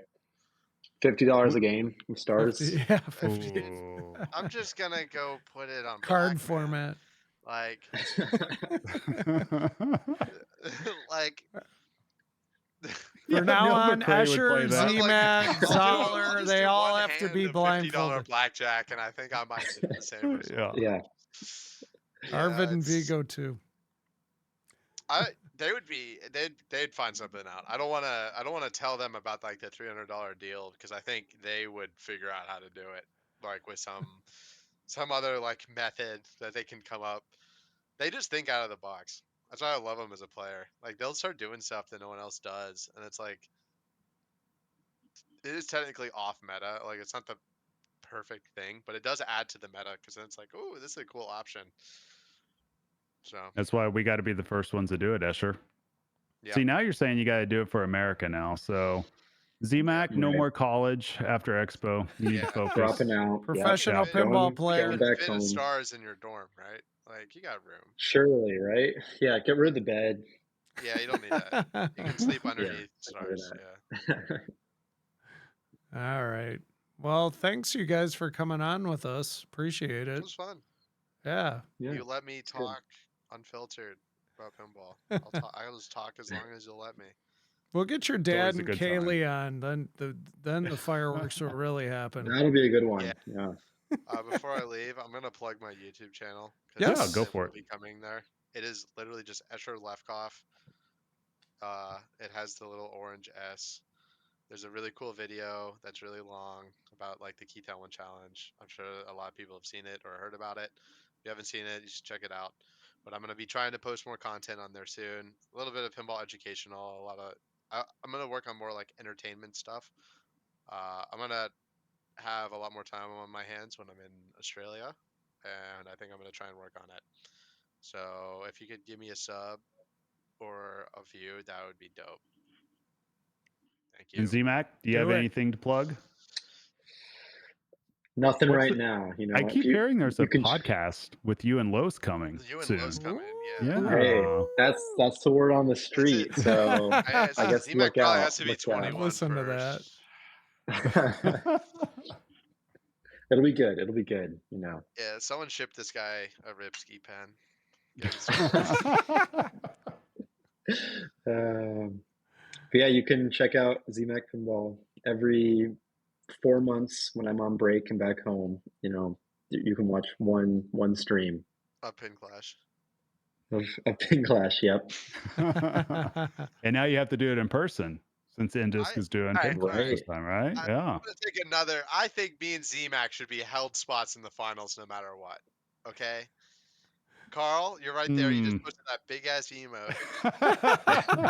That's an insane emote. Holy shit. That's my I You think, gotta cat. pay I think 50 me bits and for ZMac that. shouldn't have to qualify. Okay. Yep. As an Yep. entitled pinball player that's won a Pin Clash, and ZMac won Yep. the other The two. Pin Clash champions. Schlub. Yeah, maybe give Luke Nahorniak one as well. Just start like picking and choosing. Yeah. Well, we have Sounds to play fair. blindfolded. Mhm. Where are these emotes coming from? What in the world? Have you not seen the? It's a on new Twitch? it's a new Twitch thing. They allow Yo. you It's to like make a 50 bits or big something. giant Damn. emote for some bits. Oh joy! Yeah. I did not know that was a thing. More I learn. That Yeah. stone emote is hilarious. Dang, Dude, I can't cat. get over that stone one and the cat. My God, ZMac, is that your cat? Because it says ZMac That's before my it. cat. Yeah, That is that your is cat. that's my email. So thanks, Carl. Thanks for posting the Kuiper. Oh sweet Jesus! So Yeah, now pinball. we need to get a Bob Matthews not dancing but actually throwing his hands up. I think we need the Bob Matthew podcast. I think you should ask him Yes. one question We'll have Bob and on. let him talk about it for an hour and a half, and then I dissect listen. it afterwards. As Mhm. Bob would say, my 4 viewers that I have on Twitch. Thanks, Bob. I remember that. Thanks, Bob. Thanks, Well, Bob. thank you, Appreciate it. Tom, for having us on. I appreciate it. Mhm. Yes, thank you guys, and I'll upload this to YouTube, but it'll be here on Twitch as well. So if you want to go back and watch, feel free. And then the next tournament you will see us all at, pretty much. I think, Tom, you'll still be there. You're right. Well, Stern Pro Circuit finals first. I think Bro. that's on the Stern YouTube and Stern Twitch, I think and then Expo. I'm like Yep. You're not I'm like streaming that, Tom. 12th That's on the someone else. list, so I'll stop think- by there. Tom, you're streaming Expo, right? Correct. But not. Okay. But not- kind but of. not, Pro but, Circuit. but not the Pro Circuit. but not Pro Not the Circuit. Pro Not Pro Circuit. Who's doing Okay. Pro Circuit? Is it Mhm. backhand again? Right. But I pretty sure. think I thought I got an email that's going to be on Stern stuff. I could have Yeah. swore I But said Right. he did I already that saw last That's year. what it though, was last too. year. Yeah, Okay. Mhm. yeah. Like he Perfect. did all the. So Tom, you're gonna be streaming the Tuesday tournament at Ethereum before, right? No, I heard Some- you just you know, love I streaming gotta- at Ethereum. I gotta work. This job doesn't pay Wait, you that have much. a job? Yeah. I just You don't hope play pinball for a living? Yeah, man. he tries. You don't make. You know, playing in chump- these chump tournaments, I change? don't make the money you guys do. So Yeah, I Okay, Tom. I'm like a millionaire after the EPC win. I got a $50 card that expires in 4 months to go back to the same place in Poland to play pinball for free. nice. Well, for $50. I'm going to Sweet. do it for the old people, Tom, at Stern Pro Circuit. Yeah. I think I got Arvid in my too. pod, I think. So hopefully he's jet lagged. When's Yeah, not a Arvid good getting start. into the States? Dude, Travis, you're way too old, man. Dude, I have been Top four, practicing Be happy with nonstop. top 4. I'm going to at least make the third round. Raymond's not old anymore. Stern. He's a kid again. So Yeah, but he was the kid. now at I one know. I know. Like, so But Tom, were you ever the kid? No. He was in I his was dentist always class, old. right? College, you don't- were the kid. You did something, right? I did what in college? I don't know. Like at one point we were younger. We didn't have gray hair. We were awesome. Still Yeah. are now. We got experience. I was Yeah. born like this. Straight out of the womb. Straight out of the Yep. womb, yeah. So wait, before we do go, Okay. does that mean so if I'm like I'm the 6th seed, right? So am I on Escher's side or Zoller's side? I think You're Or on Zoller's Raymond's? side. I'm on Zoller's. Okay. Well, you're on Two, Zoller's right? half, Right. Yeah. Okay. and you're playing the 3rd seed as your branch. Got it. So Raymond and Zoller. Okay. Okay. Yeah. And Arvid. What Yeah. am This I is seed 1 or 2? Zach? 1. Let's go. Yeah. If like Yeah. 12 people drop out, I'm in. So And ZMAC is Start working 7th. on that. How'd that happen? Yeah, I'm on your Z-Mac, side that's too, weird. Travis. Why'd I have to play you in the first round last year after you won the world fucking Oops. championship? My bad, guys. my bad. Actually, he didn't win that year. I won that year. That's why. It happens. Wait, Damn. no, it was Yeah. no, it was the year before. You Yeah, you so won it the was world the year I championships, did. and I still had to play you in the first round as the top seed. Yeah. Sucks That'll to work. suck, I Whatever, guess. I dude. don't know. Whatever. All right, fellas. Well, I'll see you guys bright and early then next Wednesday, whenever that is. Yep, next Wednesday. Next Wednesday. I think it's next Wednesday, right? Tentative time is 9 a.m. for practice, 9:30 start. Raymond's not going to make it. No, Yeah. Raymond will already be up for 14 hours before it. That's true. Yeah. That's too funny. All right, fellas. Well, All I'll right. see you guys there. Thanks everybody for Yep. tuning in. All right. Bye, Have a good guys. one.